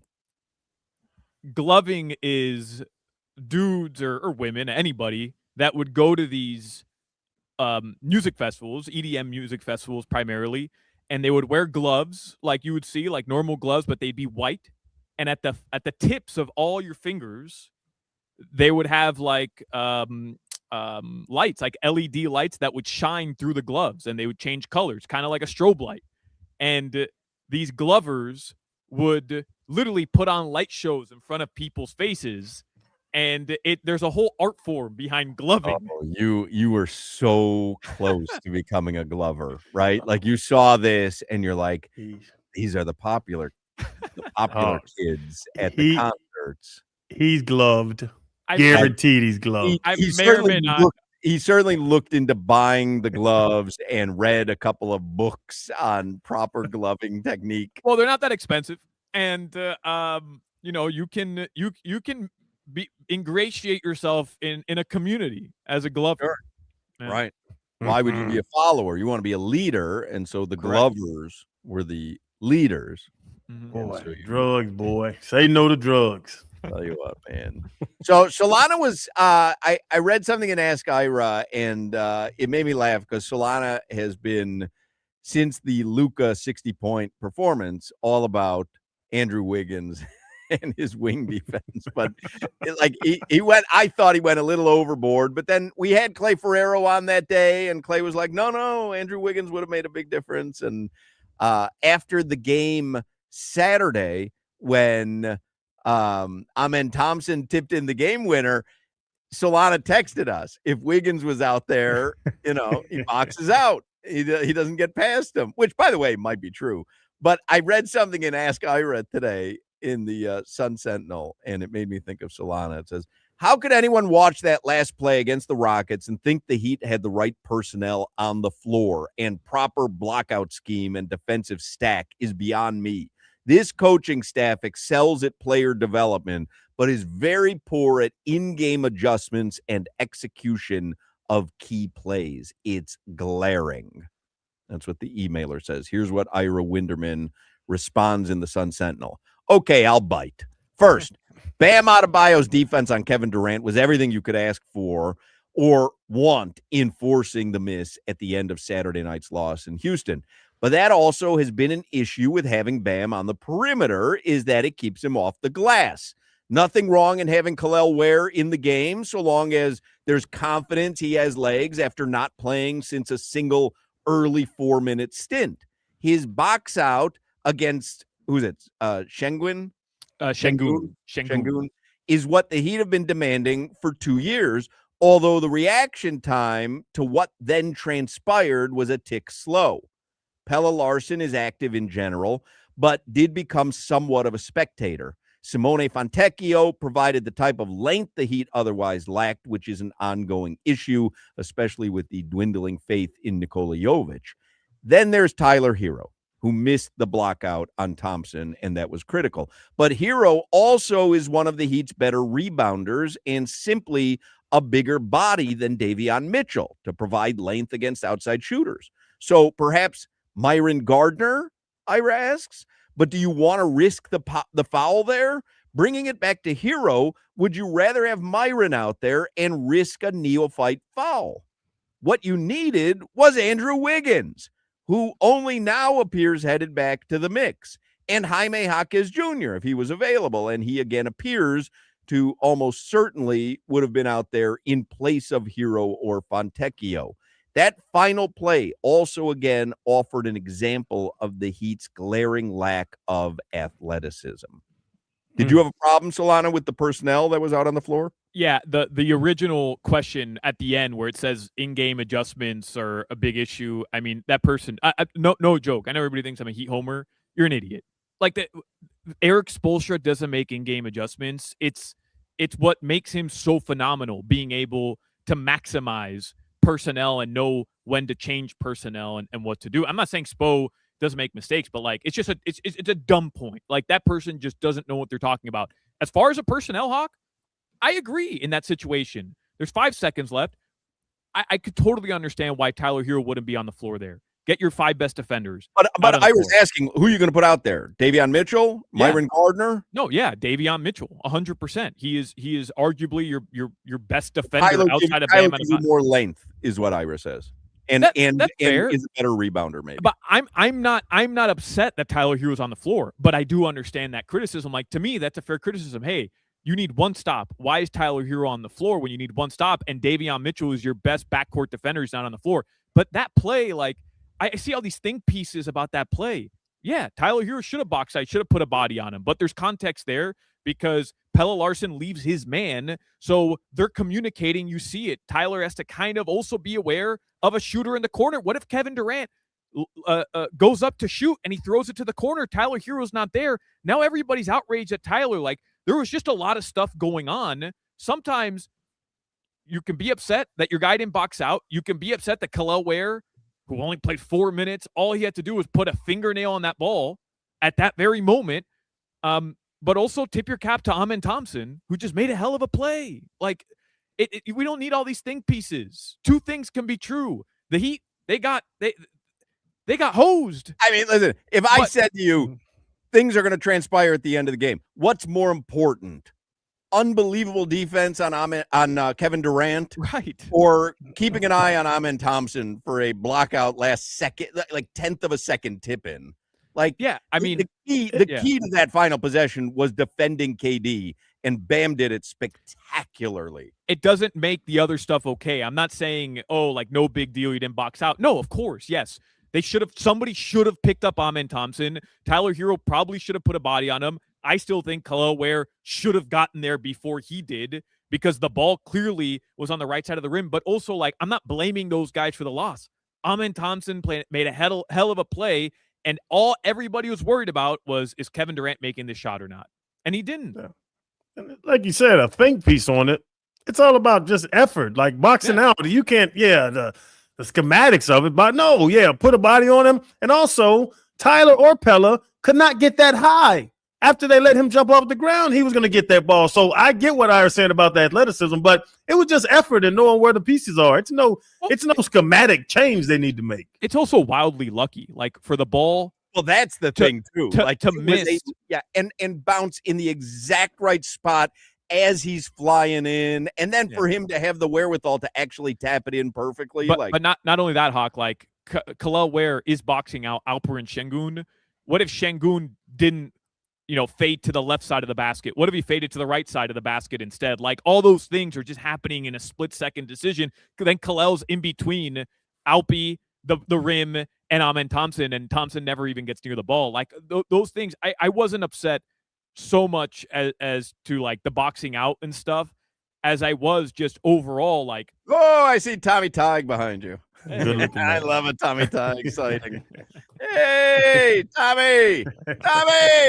Yeah, He can't believe there's video associated with radio. Tell him about your EDM phase. Absolutely Solana. not. Show him the picture. We'll take a break. 4 o'clock hour is next on Hochman, Crowder, and Solana. You're listening to the Hoch, Crowder, and Solana Show. I love Zephyr Hills. There is no Zephyr Hills. It's Zephyr Hills. We've been over this. Go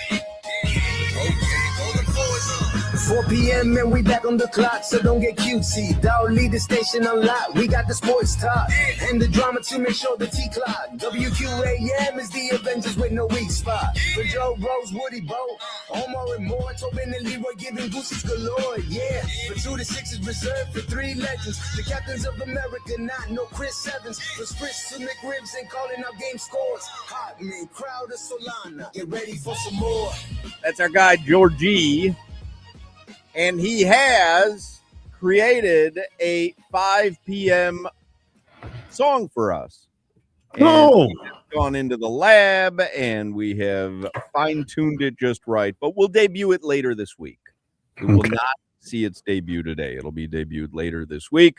But Georgie is on social media at Georgie Music, JORGMUZIK, does all our top-of-the-hour theme songs, and we appreciate him.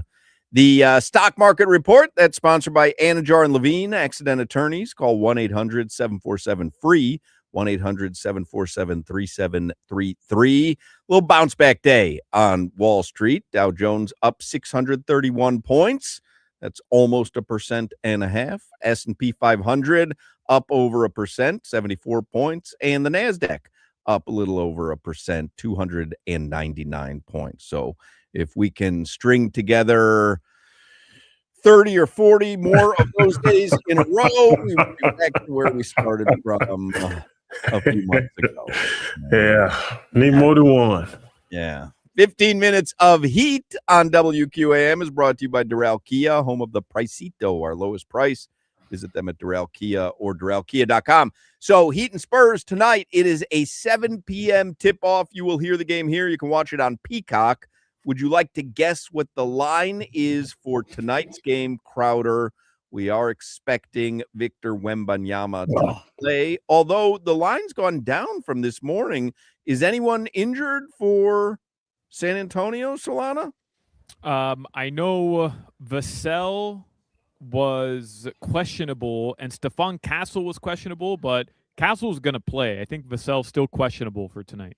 Interesting, because I saw a line earlier this morning, and it's 1.5 lower. But go ahead. What do you think the line is, Crowder? Oh, Spurs for sure favored by 3.5. Spurs are 3.5-point favorites. Oh, when I looked this morning, it was Spurs -5. That's why I thought maybe somebody would be out. But that's probably has more to do with the fact that Wiggs and Jaquez and Norm were all 3 of them are going to play. Yeah. All right. You want to guess Wemby over/under on points? Because Wiggs moves the line, you know. Yeah. Wiggs at least 6 points. He moved something on you. I don't know if it's the line. He moved Solana. Wemby 24.5. 25.5. How about Bam? Bam has been, I have to say, Bam has been, I think Will Manso had said it, Bam has been so spectacular. Yeah. And you and I were on him, and then he had the 83-point performance. But beyond that, this guy has delivered. From the moment he did that little rant of I'm sick of this bleep being a play-in team, he has been everything you've wanted him to be statistically, Crowder. He had 83, and I even said it. I'm like, oh, well, 83, he's tired now. He's going to fall back off. Then he went 21, 20, 22. So I would say, 21.5 maybe, but he's balling. 11 straight games of 20 or more points for Bam Adebayo. That's what we asked of him. That was Crowder's biggest complaint. That's what I needed, and he delivered. And he can just being aggressive. Stop giving the ball to everybody else. You Bam damn Adam. You the best player on the team. Go be the best player on the team, and he's doing that. What do you think his over/under is, Solana? 23.5? 22.5. Which is a lot when he's going up against Victor Wembanyama. Tonight is really showcasing the 2 best defenders in the NBA, by the way. Bam and Wig. Wiggins and who? Yeah, Wiggs and Myron Gardner. You want to guess Andrew Wiggins over/under for tonight? 13. You said that. You said that disrespectfully. I'll say 14. 14 and a half. 12 and a half. You believe in him? 14. What are you talking about? 13. It's 14. How about his over-under on boards? Andrew Wiggins over-under on rebounds tonight. 7.5. 14 and a half. It's 4.5. I don't know who Solana's been watching, and all you did was buy into the Solana hype there, Crowder. But I don't understand. I didn't say Wiggs is going to be Michael Jordan tonight and put up 42 points and 15 boards. All I said was he would. You said Andrew Wiggins or Michael Jordan could have stopped Luka Doncic on his 60 points. That's only two in the world. What? Because if Bam has to cover Wemby, that's going to tire him the hell out. So shouldn't Ware be out there? But they didn't play. Ware played 4 minutes the other night. Yeah, he did. I think I don't know who's going to end up starting. It wouldn't surprise me if Spo starts Kel'el Ware just because of the matchup, but it also wouldn't surprise me if Kel'el Ware played 1 minute. Does he not like Ware or Jovic?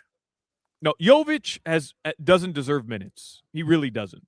He's been really bad this year. That's something I have to eat because I thought Nico was going to be a huge part of the rotation. The Kel'el thing's complicated, man. Like, people think Spo hates Kel'el. I don't think it's that he hates Kel'el. Bam Adebayo had 30 and 20 the other night. You're supposed to take Bam out, and when he was on the floor, he played 4 minutes. He was a minus 13 in 4 minutes. Tommy Tig behind you. Yeah. Turn your computer a little bit so I can watch him in action. Yeah, there he is. Tommy. Hoch says hello. Hoch says hello. Tommy. He says hello back. Tommy, usually if someone waves to you, you wave back. I see your arm didn't move at all. He says normally when somebody waves, you wave back. Oh, I don't do radio with waving. Yeah. I like from radio. Man, Tommy. Yep. He hates that video. He does. He does. Involved in radio. Yeah. He absolutely hates that. Hold on. Show him this. Tell him this is you during your No. Yeah, show this to Tommy. Turn the camera. Show Tommy. Tommy! Turn your camera. Nope. Turn your camera. Nope. Take you right off the video feed if you're gonna have that up there. Tommy! That's amazing. Like, that is such a physical reaction to just automatically wave to someone who waves to you. I mean, he didn't flinch. There wasn't any twitch in the shoulder muscle at all. And then if somebody goes, "Hey, you didn't wave when I waved," usually you'd give like a cursory wave. Yeah. No interest. Nothing. Tom ain't playing your games, man. Man, not interested in my games at all. Spurs tonight. Tommy's locked in. He is locked in. Whew. The reason he hasn't invited me on Heat Weekly this year. Baseball is back. Opening night live on Netflix this Wednesday. Yankees, Giants. Aaron Judge. Heard of him? Yes. All right. Well, he's going to be playing Wednesday night on Netflix. MLB opening night. Yankees, Giants live on Netflix, 8 p.m. Eastern, 5 p.m. Pacific. Let's get headlines with Solana. Brought to you by Doral Kia, home of the Pricito, our lowest price. Visit them at Doral Kia or DoralKia.com. Tommy, still sitting right next to you? Yeah, he's here. Do your take in front of him about people not having to show up tonight if they don't feel like it. Nope, which is not what I said. I didn't say people don't have to show up if they don't feel like it. All I was saying was don't criticize Heat fans anymore if they're a little late to a 7 o'clock start time. I don't think that's such a bad take. But you said show the world. Let's show the world by everyone showing up late tonight. I thought it was that is not what I said. But I want you to try. I want you to spitball it in front of Tommy. So that, okay, you know what? I will. I will. I was thinking a little bit about it since we did it once the sweats subsided, and I don't think it was that bad of a take. You know what happens is I give a very rational take. You or Hoch and Crowder turn it into the most ridiculous take in the world, which is basically 99% of our Heat conversations. It's a gift. Okay. I don't think it's a bad take to just say, hey, people in South Florida, we are who we are. And if you're not in your seat right at tip-off at 7 p.m. because of traffic, because it's tough to get here at 7 p.m., it's okay. I'm not mad at you. That's all I'm saying. I'm not mad at you. Everybody wants to get on Heat fans for not being in their seats for a 7 o'clock start time. I understand traffic is difficult. I understand that it's hard to get here at 7 o'clock. I understand that downtown Miami can be a pain, Biscayne Boulevard. And 7 o'clock start time is tough to get to. I hope you're here on time. But if you're not, it's okay. I'm not mad at you. That's not what he said, Tommy. No, Tommy. Tommy. Tommy. Tommy. You know who you look like today? You look like Dan Bongino today. You know who this Dan Bongino is? Mm-mm. Nope. You look like him. Me? I know who that is. No, I don't. You do. That's the most disrespectful thing you've ever What's said that to me in my disrespectful? entire. What are you talking about? You look like him. Fuck, that guy's hairline starts behind his ears. All right, let's get headlines, Rabbit. Coach L told you your headline's garbage. I love this from Bleacher Report. They just posted this. You know, with the tournament going on, KU lost. So disrespectful that you would say What? You look. Hey, look at YouTubers. Look at the screen. Which can we, Jimmy? Do we have the technology to make this this JPEG's lips move? Yeah. If you're ever out, we'll just have a talking Dan Bongino. That guy is literally the worst human being on the entire planet, and he happens to be ugly. I'm a looker. I like that you didn't take issue with being the worst human being in the planet. Look at you with that. You don't look. I don't look anything like him. Mario Chalmers, because KU lost yesterday and, you know, it's a tournament, whatever. I guess he's on a bunch of shows. I love this. Bleacher Report just posted a video. Chalmers explaining why winning the NBA Finals was easier than winning the NCAA tournament, which is such a Mario Chalmers take. That's great. I love him. He's like the I saw the movie Project Hail Mary last night. Oh, is it good? And it's got 96% on Rotten Tomatoes. And it's the biggest opening since a non-superhero franchise in whatever. And I didn't think it was very good. And so when he says that's a Mario Chalmers style take, I tweeted out this morning, am I the only person who didn't like Project Hail Mary? To me, it seemed like a Temu version of The Martian. And somebody responded real quick, and there it is. And I was like, but I wasn't doing it to be Mario Chalmers. That's just, I didn't think the movie was very good, but I'm the only person who apparently thought that. I just didn't think it was very good. But the storyline, the video. I don't want to give away when it lost me. It was fairly early in the movie, but even when the movie was over, the credits are rolling, and I said to my wife, like, what did you think of it? And she said to me, the moment blop, blop, blop happened, I knew you were out. And I'm like, you know me very well, because that's exactly when I ejected from the movie, going, no, bye. So, yeah, I just didn't think it was, I don't know. I just didn't think it was, I saw the story arch was terrible. The setting, the scenery, the effects, spectacular. The music was beyond spectacular. And I can see maybe if you see it in like IMAX or whatever, just it being, that's the way I felt. What was that Sandra Bullock movie where The Blind Side? No. Bird Box. No. Where she had to come back from space. She was trapped in space with a dead George Clooney. Alone. She wasn't in Alone. Alone. Yes, I wouldn't know. No, not Alone. Yeah, where the guy floats away and his face turns into a brick. Yeah. Is that called Alone?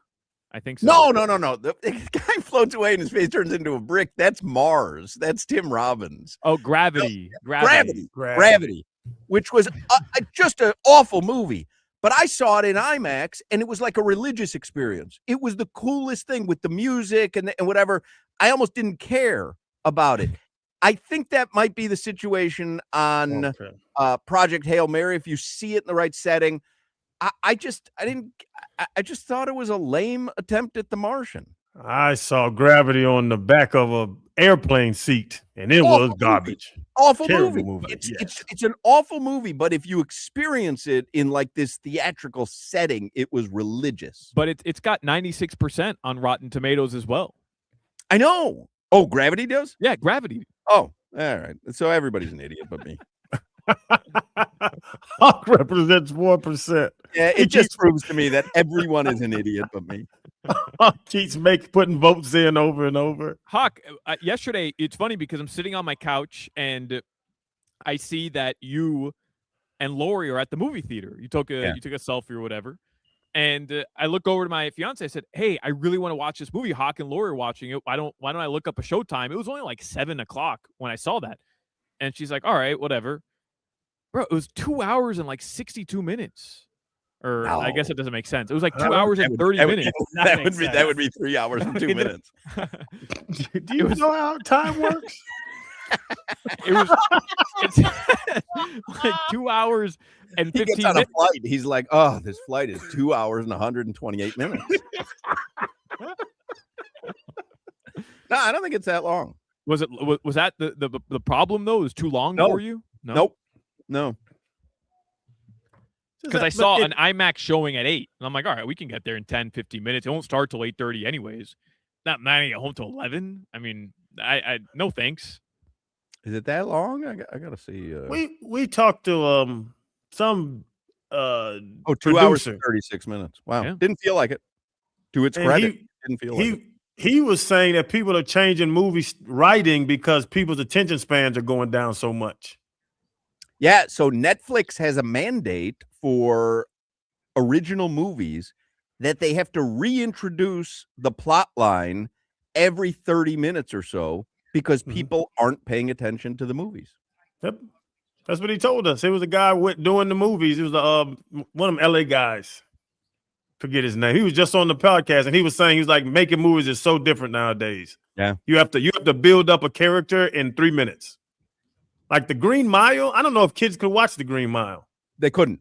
They absolutely could not.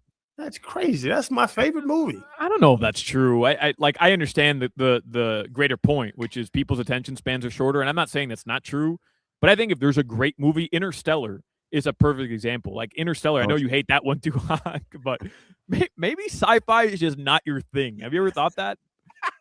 But The Martian is one of my favorite movies of all time. Me too. Yeah, The Martian is good. Yeah. Well, bring up Green Mile. You bring up Interstellar. The Martian. You've seen Project Hail Mary. You've seen a better version of Project Hail Mary. But Interstellar was long as hell and slow, very slow. Like there's just a lot of monologue and that's just going nowhere. But people loved it. So this idea that like people can't. What's Interstellar on Rotten Potatoes? 100 you probably voting on all the sites. It's got to be in the 90s. I would bet you it's 100%. Is Tommy Tighe still next to you? He is. It's 73% on Rotten Tomatoes. That's finally. crazy. All right. Sounds about right. Yeah. People are seeing the light. Oh, look at the Martian. Sand. Ask Tommy if he likes the movie Interstellar. Have you ever watched the movie Interstellar, Tommy? Oh, he's taping something. I don't want to bother him. Oh. Well, just interrupt him. Touch him. Give him a noogie. Give him a noogie. Touch him. Stop. Come on. I'll give you $150. I'll give you $150. Stop it. If you touch him, I'll pay you. Zell you right now. No. There isn't an amount that you could sell me, Crowder, that would get me to do that. The Martian has a 91% on Rotten Tomatoes. I mean, Project Hail Mary has a better Rotten Potato than The Martian. I gotta see it now, Hoch. Yeah, everyone should see it. Like it was. I'm not saying it was a bad movie. My expectations, though, were through the roof. Like I thought the concept was so great, my expectations were through the roof. The commercials for it, they were selling it as the best movie you've ever seen. Yes. And 96% on Rotten Potatoes. I mean, it obviously is for a lot of people. Rotten Potatoes, huh? I do a different site. What's Uncut Gems have on Rotten Potatoes? 48. Yeah, people really didn't like that movie, man. I know. This is going to show me how dumb people are. No, 91%. 91%? 91. Wow. Uncut Gems. Potatoes. But the popcorn meter, 52%. But people don't know what they're talking about. So you're saying the 91% is the reviewers? The critics. Like critics. The critics. I want to know the public. The public. What'd the public say about Interstellar? All right. Really going to make me click on all these, huh? Yeah. All right. The critics loved Interstellar. 87% on the popcorn meter. No, but what about the fans? That's what I'm telling you. 87% on the popcorn meter. You said the critics. Excuse me. Yeah, the fans. Gotcha. Interstellar took me three days to watch. I kept going to sleep. I watched Interstellar on a flight, a cross-country flight, and I asked the flight attendant, honestly, halfway through, if I was able to jump off the plane, if that's frowned upon. You got any helpers in the exit row for me? Yeah. I gotta go. Anyone can open one of these doors? I gotta get out of here. I gotta get out of here. The entire world is happening in a bookcase. I gotta get out of here. I gotta get out of here. Yeah, wardrobe. All right. Anything else in the headlines? I do like that Crowder downplayed this flag football tournament, talked about it like, why are we out here even playing? Ryan Clark just posted a tweet. Got roped into a flag football tourney, played 6 games, made it to the chip. My first championship football game since Aaron Rodgers and the Packers beat us in the Super Bowl. Ironically, it was his tournament and we were playing again. 20 minutes on the field and not one word. Just looks, nods. Like Ryan Clark's making it seem like this really mattered to him. It sounds like your team got better once you went out with the injury because you were out in the first game, right? I like a good argument, but I think you hit it on the head. Yeah, there's no chance they reached the championship if you were on the squad. After they got rid of that overweight guy with the bad knees that can't run, I guarantee the defense tightened. Man, I'm telling you, that when that dude smacked me inside the head, it was no chance of me playing again. I went inside. I took my ball and went home. I went inside the locker room. I said, nope, this is crazy. Hoch, you had mentioned the Netflix special for MLB opening night. Yeah. You saw who's going to be a part of that broadcast? I did, and now I'm the Jameis quarterback Winston. we love, Jameis Winston. Didn't he get drafted by MLB? He He's a did. baseball player. Yeah. I will listen to Jameis Winston read a cookbook. Me too. There's certain guys who are just compelling. Jameis Winston is compelling.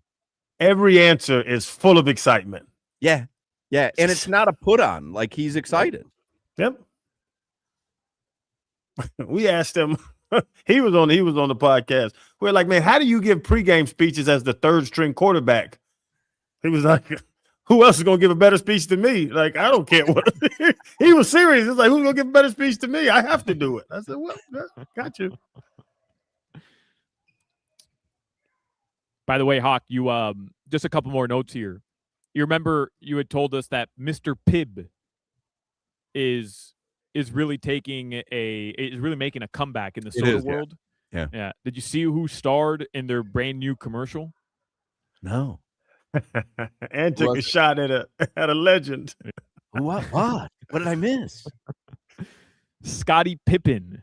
What? Starred in the brand new Mr. Pibb commercial, and I believe Crowder. I didn't watch it. I just read about it. I believe he throws a subtle jab at Michael Jordan. Am I correct about that? Yep. Throws a jab at Jordan. It's like Pibb taking a shot at Dr. Pepper is my guess, which is much more well known and considered to be the GOAT in that category. This is what it says. This is what he says in the commercial. When something has been considered second best for so long, we just blindly accept it as gospel. A decade-long plot built on marketing, social media, and multi-part documentaries. Wow. That's a huge shot. Yeah.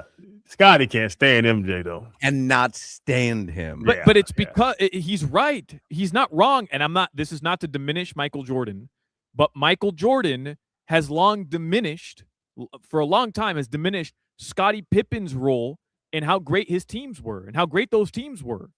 And Scottie Pippen's had enough. And I'm here for it, man, because you don't get to become the greatest player in the world without a running mate. And Scottie Pippen was that dude. Like, Scottie Pippen was legit that dude. I mean, Scotty got 6 rings. He's doing Mr. Pibb commercials. He's doing fine.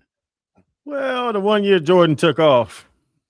They took him to the Eastern Conference Finals. Took him to the Eastern Conference Finals by himself. But also remember he teamed up with I think Barkley in Houston, right? They didn't go anywhere. It was like at the end of his career. Didn't he go to Portland also?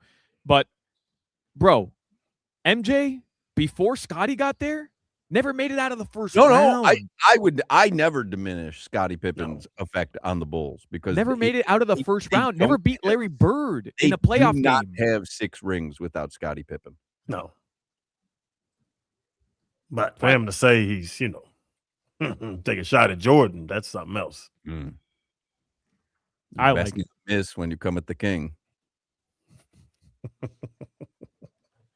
the king is LeBron. Oh, there you go. I was thinking more Dr. Pepper, Mr. Pibb. Oh, okay. I'm not having the Jordan LeBron debate, Crowder. I'm just saying, like, literally, LeBron's nickname is the king. Wasn't he the chosen one at some point? He just changed names too much for me to like. No, he's always been the king.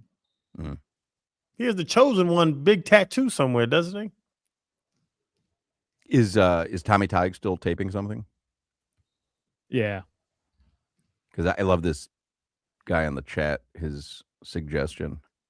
Solana, just start waving your arms around frantically. Try to throw Tommy off his game. Just start almost like you're covered in ants. That's good. Can we go to commercial break? All right. Anything else?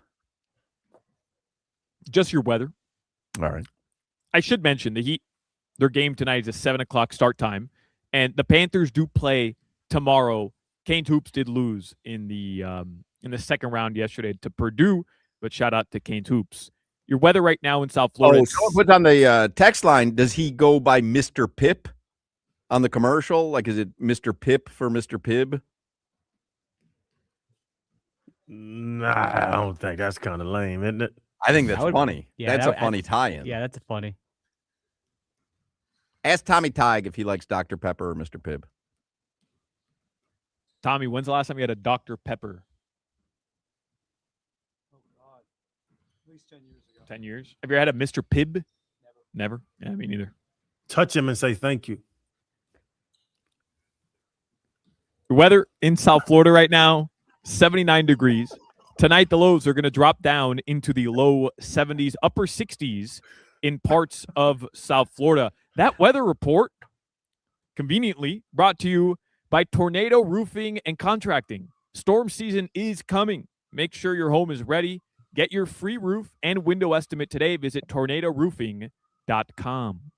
All right. I want to tell you about my good friends in the amazing award-winning team at Doral Kia. Whenever you want a low price, you always pay less with your Pricito at Doral Kia.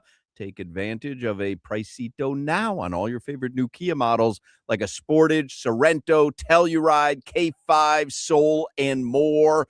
Even a K4. Our son DJ, he bought his Kia K4 at Doral Kia. And Mitchell, the king of Kias, took great care of him. If you're in the market for a Kia, Mitchell and his team will take great care of you as well. So hurry to Doral Kia today. Don't miss your chance to save on a new Kia or shop any of their pre-owned vehicles with easy financing, fast service, and the best value for your money because you always pay less with your Pricito at Doral Kia. This is Hoch, Crowder, and Solana. Everything that comes out of my mouth is generally wrong.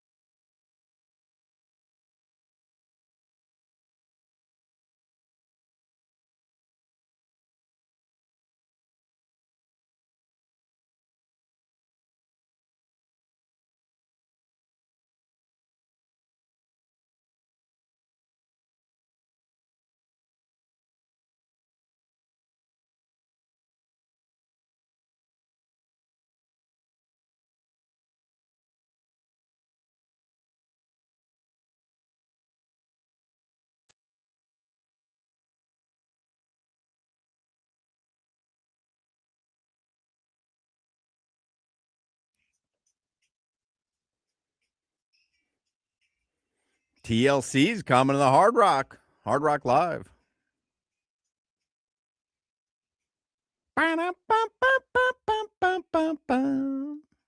We're watching Crowder on the video feed, but he just doesn't know that we're back in the segment. So he's just got his head down. He's on his phone. Just has no time or spatial awareness at all. You must have missed a ton of play calls. Like, you have no idea when things are, like, your inner clock, like, it had, like, you have to had like a zillion delay of game penalties that were your fault. No concept of the clock. Because I had the mic in my ear. They were screaming at me. I had to pay attention. We had the mic in your ear right now. We were screaming at you. Hey, we're back. We're back. You didn't seem to pay attention. I didn't have my headphones in. Just uncoachable, this guy. Man, I was a hell of a play caller. Line everybody up. Interested in Miami Hurricanes Pro Day, which was today, Adam Lichtenstein on Twitter has a whole bunch of video and photos up there. I was just watching Mesidor and Bain doing drills. Both those guys, I think, are going to be NFL stars. You know what I saw today? Oh, look at my notes here. It was Dan Orlovsky on ESPN today. He said, I got to find it. Dan Orlovsky said Ty Simpson is the best quarterback available in the draft. He said that. He's been saying that for a while. Not that he's the best quarterback in the draft, but is that going to start to manifest? Like, is there going to be coming into the draft like a lot of people questioning whether Mendoza is actually the best quarterback available? I think he still goes one, but I told y'all from even watching the national championship game, I don't think he's a game changer. I think he's a good quarterback. He can start in the league, but he's not winning NFL MVPs or anything like that. I just wonder if that's going to be like a narrative that starts to build. Like, hey, do you really want to take him number one overall? Especially if you've got guys like Orlovsky. Like, I would imagine he's going to be the first of many, maybe, saying Ty Simpson's the better quarterback. Yeah. And Dan, I know Dan studies. Some people just make up takes and run with it. Dan really looks at film and breaks everything down. Well, he's been doing that for a while now, because he had announced on First Take. I think I had brought it up to you guys at one point that he started breaking down his film, Ty Simpson's film, and he's like, I love what I'm seeing from this guy. Why aren't more people talking about him? But I wouldn't be surprised if the Dolphins, with the 30th overall selection, took Ty Simpson. I really wouldn't. But Hoch, to answer your question, I don't think anybody will have any doubts about Fernando Mendoza going number one. I really don't. Yeah. Do you think Ty will be available at 30? I don't know. I don't like. I'm not going to pretend like I know what the draft boards are. Like, I have no idea. Like, who else needs a quarterback? I mean, obviously there are teams that need quarterback. I saw that the Jets were interested in Carson Beck. That the Jets had an interview with Carson Beck, and that there was like legit interest in their part. Poor Carson Beck if he ends up there. There's a lot of teams that need quarterbacks, actually, or I'll say it needs an upgraded quarterback. Well, yeah, I mean, the first three teams drafting, the Raiders, the Jets, the Cardinals, all could use a quarterback. But you're not going to take Ty Simpson with the second or third pick, are you? That would be the question. I think it would be the question of how high can this Dan Orlovsky and the love everybody's getting, and he has a great pro day, how high could he climb towards Mendoza? Just based on the mock drafts that I've seen, nobody has Ty Simpson going in the top 5. Nobody. Where do people have Bain going? Top 5? Top 5 or 10. Yeah. I think one of those guys is who the Dolphins are going to get. And just based on total gut feeling, one of Bain or Maui Noah doesn't go in the top 10, and the Dolphins take 11. either of them. Correct, at 11. Oh. The Dolphins take either of them. Man, if you can get Bain, that would make my year. You'd have to wonder, though, why he would have fallen to 11, though, if he does. Like, he just seems like, you want to talk about a game changer. Like, that dude seems like, I guess his short arms, maybe. The Dolphins need to start selling this T-Rex arm thing to everybody so he can drop. It's that Adam Lichtenstein tweeted out all 32 NFL teams and over 100 NFL personnel are at Miami's Pro Day today per So they got a lot of they got talent on that team. Yeah, Beck's going. Not early, but I like wonder where he'll go. It's a great question. Like, where will Carson Beck, at what point will he be drafted? And will he be any good in the NFL? Ooh, I don't know the second part. I think he'll go third, fourth round, the mid-range, but I don't know, man. Because I didn't believe in him when he got to Miami. Then he carries him to the national championship game, and I had to kind of, eat some crow with that one. But like, it's a great question. Is he really going to be a game changer? Probably 6th round. You think 6? Is that late? Yeah. Ooh, but there's a limited quarterbacks. There's not many quarterbacks. If you plan on taking a quarterback, he's in the top 4 or 5. No, he's not, man. Oh, top 4 or 5 of quarterbacks. I think he is. Only and for one of the reasons too, he's played at gigantic programs for a long time. Like, you're not getting a puppy. No, man. Yeah. I don't know. I think Drew Aller's ahead of him. I think Nussmeier is ahead of him. I think Ty Simpson is ahead of him. Obviously, Mendoza is ahead of him. Let me see what it is on any of these lists. Top quarterbacks available. I forgot the dude's name, but North Dakota State, like that dude, I've seen a lot of people talking about him. And I'm not hating on Carson Beck. Like, I hope he has a really good career. I like Carson Beck. I can't see him going in the top 5 quarterback. ESPN has Mendoza, Simpson, Nussmeier, Beck, and then Aller. Yeah, ESPN has him as number 4. And there's a draft report. What's it? Quarterback rankings from NFL Draft Buzz. They've got him 4 as well. Okay. Yeah.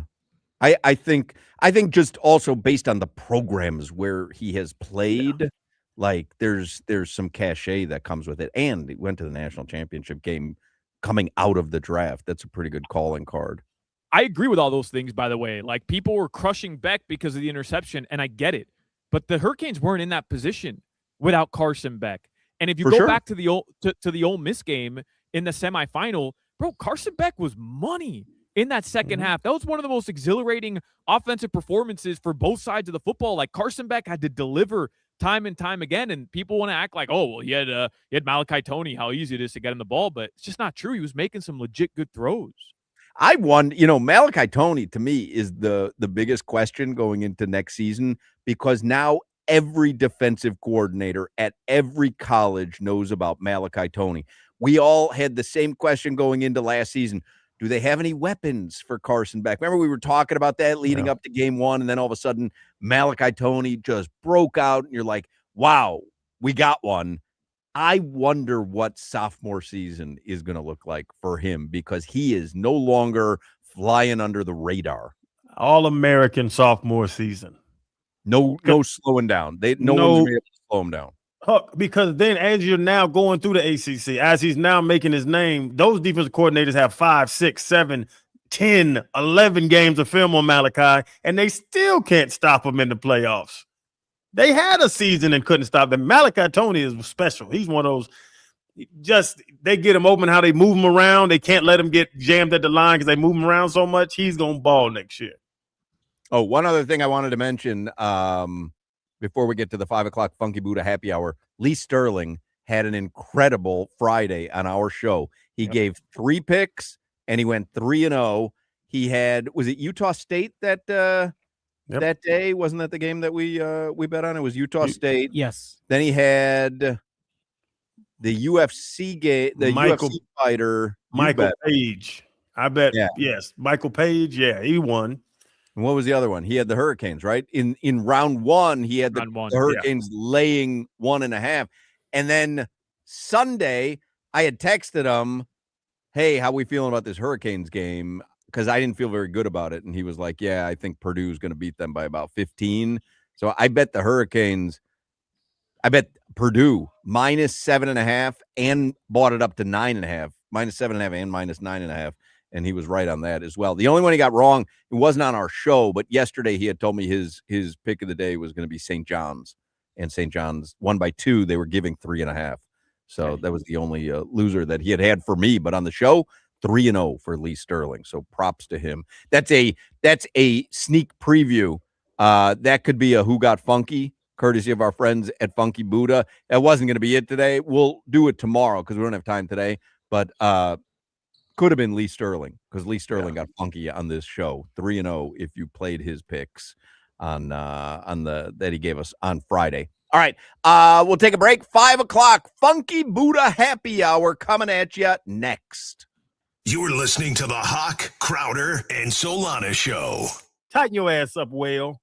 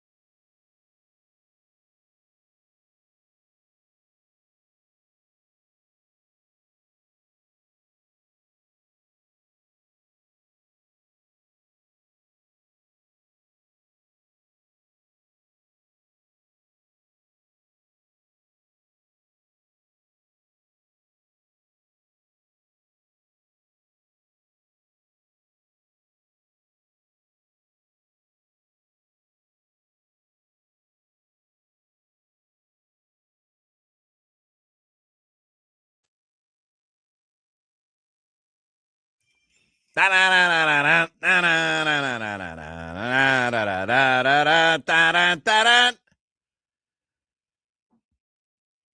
are on Peacock tonight. Does that mean they're on NBC as well, Jimmy, or is it just Peacock? It's just Peacock, but they do use this theme song. That's right, because they're owned by NBC. Yep.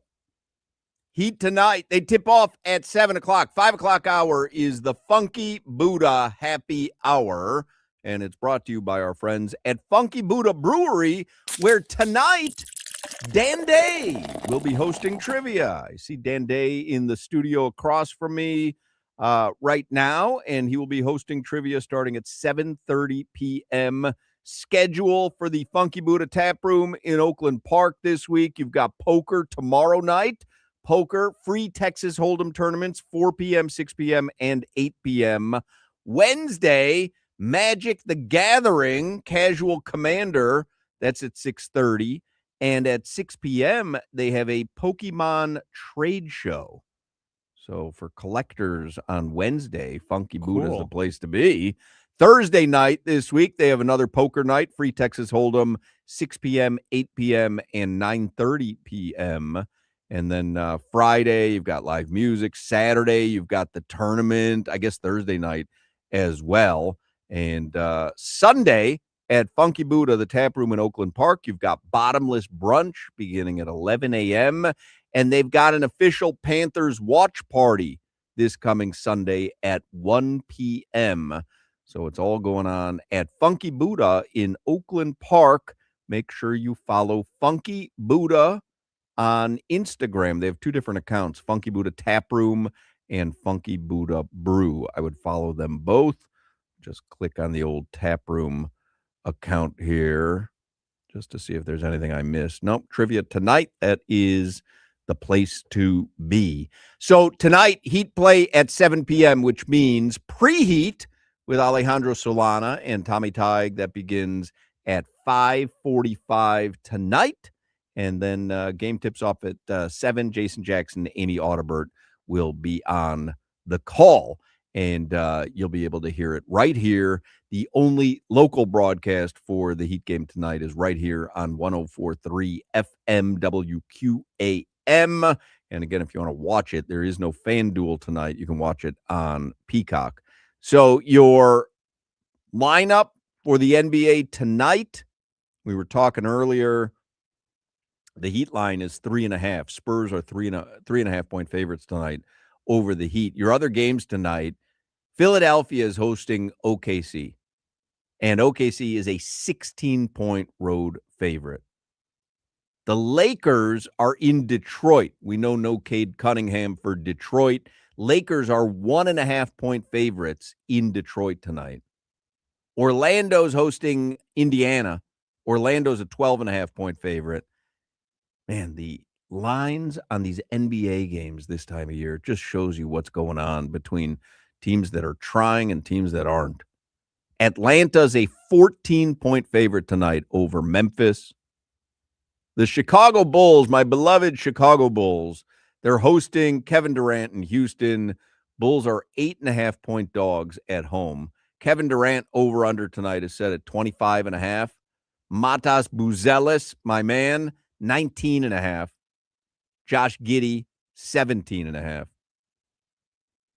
Bulls are 8.5 point home dogs. Toronto is in Utah. Utah stinks. Toronto's a 10-point road favorite. And then you've got Golden State at Dallas tonight. Golden State's a 1.5 point road favorite. Brooklyn is visiting Portland. Brooklyn is terrible. Portland's a 15.5 point favorite tonight.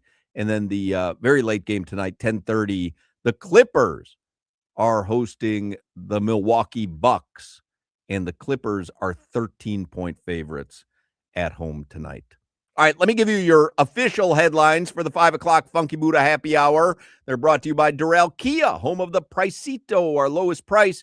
Visit them at Doral Kia or DoralKia.com. The Miami Hurricanes, their tourney run is over, but as I said at 2 o'clock, whatever happened this season was gravy. Jay Lucas and his team gave us a special basketball season that we should all be grateful for because none of us expected what we got. So the Hurricanes, they ended up losing yesterday to Purdue. They did beat Mizzou, though, in the first round of the tournament on Friday night, late Friday night. So, again, we owe a nice thanks to Jay Lucas and what he put together. So the Sweet 16 begins on Thursday. Texas and Purdue, Iowa and Nebraska, Arkansas and Arizona, Illinois and Houston. And then the games on Friday for the Sweet 16, St. John's and Duke, Alabama and Michigan, Michigan State and UConn, Tennessee and Iowa State. Now, you may have heard, as I went over the Sweet 16 games there, 3 out of the 4 1 seeds. There's one 1 seed missing, and that's Crowder's Florida Gators. They lost. They are no longer in the tournament. So we celebrate our small victories when we have them. Panthers, they are dinged up, banged up. Are you able to watch still the Panthers, Jimmy? Are you still following them, or have you kind of ejected on the season? Yeah, it's tough.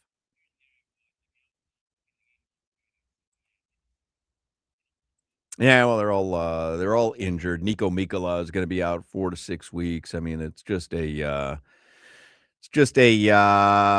season that you'll end up forgetting. And Paul Maurice had said today that Sam Reinhart will get some more tests tomorrow, and that Brad Marchand has had his test done, but he's visiting with several different doctors to figure out what his best course of action is. Mackie Samoskevich has a laceration. He's going to be out 7 to 10 days. So it's not great news in the land of the Florida Panthers, but I mean, if we're thanking Jay Lucas and the Hurricanes, we might as well thank Paul Maurice and the Panthers for the 3-4 seasons that they've given us. And we write this one off as due to injury, and we move on. I don't want to say to next season because they're still mathematically in it, but it's going to be a tough road for the Panthers moving on. When do they play? They play tomorrow, I think. Let me see what the Florida Panthers. Yeah, the Kraken are in town tomorrow. That's a 7 p.m. puck drop. And then Thursday, Minnesota is in town. And then the Panthers will hit the road for a couple of games. Saturday and Sunday, they're in New York. They've got the Islanders on Saturday and the Rangers on Sunday. And when is the season over? Final game is April 15th. Is that correct? So 1, 2, 3, 4, 5, 6, 7, 8, 9, 10, 11. 13 games left for your Florida Panthers. We've got one more broadcast out there at the Amerant Bank Arena this season, but Panthers wheezing to a finish. Rob Pizzola, by the way, had pointed out, because, Solana had that take on the Buffalo Sabres way before anyone else did. Sabres are 32-6-2 in their last 40 games. No team has had more wins in a 40-game stretch of a season than since the 1995 Detroit Red Wings. The Buffalo Sabres are setting records, and Solana called it. Shocking. Jackson Smith in Jigba, he signed a record-breaking contract with the Seattle Seahawks, 4 years, $168 million. 4 years, $168 million. Good receiver. Probably deserves it. Your weather is brought to you by Tornado Roofing and Contracting, replacing roofs, roof repairs, maintenance, and hurricane impact windows and doors. Visit tornadoroofing.com. It is 79 degrees and sunny in Miami right now. Tonight, be getting down to the upper 60s. Tomorrow, when you wake up, low 60s. Tomorrow will be sunny all day, low of 62, and a high of 82. What's the weather on Friday in Miami? Right now, the weather says bright and sunny, low of 70, high of 81. That sounds perfect. Friday, we're going to be doing the show live at Gulfstream Park. By the way, Friday, the Marlins open their season. We may have some live coverage with Josh Appel at Lone Depot Park. Don't tell anybody, but we may be all over the place on Friday. Jimmy, and you're going to have to hold it down here. Not a problem. Are you excited for the Marlins opener? Yeah, I'm very excited. Me too. Well, the Marlins open on Friday. Friday, we're going to do the show. Crowder and I will be live at Gulfstream Park. Championship Meet Energy is nonstop at Gulfstream Park with live racing every Thursday through Sunday and featured stakes races on Saturdays. But the 75th running of the Curlin Florida Derby is this Saturday. Tickets are on sale now. There's not a lot left. They're moving fast. So you secure your spot today for South Florida's biggest race day of the year. That's this Saturday. But we will get you ready for it on Friday. We will do the show live Friday at 10 Palms Restaurant at Gulfstream Park. We will get you ready for the 75th running of the Curlin Florida Derby. Also, on Saturday, not only Florida Derby Day, but Saturday starting at 6 p.m., Gulfstream Casino will be giving away a new Ford Maverick and a share of $20,000 in free play. You can earn entries for the new Ford truck all month long, including 5 times entries on Mondays, which happens to be today. So if you get to Gulfstream Casino today, you can earn 5 times entries for the new Ford Maverick and the share of $20,000 in free play. One other reminder, Cirque du Soleil Lucia is currently playing at Gulfstream Park right now. You can go see it under the big top. It runs through April 25th, and you can get tickets online at gulfstreampark.com. In fact, you can get all the info. You can get your tickets. You can make reservations at the restaurant. You can see all the daily race entries as well. You can do it all at gulfstreampark.com. But again, we will be out there on Friday doing the show live, getting you ready for the Florida Derby. All right, Will Manso from Local 10 and FanDuel Sports. He's going to join us in the next segment here in the 5 o'clock Funky Buddha Happy Hour. So do not go anywhere. We will be back with Will Manso in the next segment. You're listening to the Hoch, Crowder, and Solana Show. I love the colonoscopy. WQ.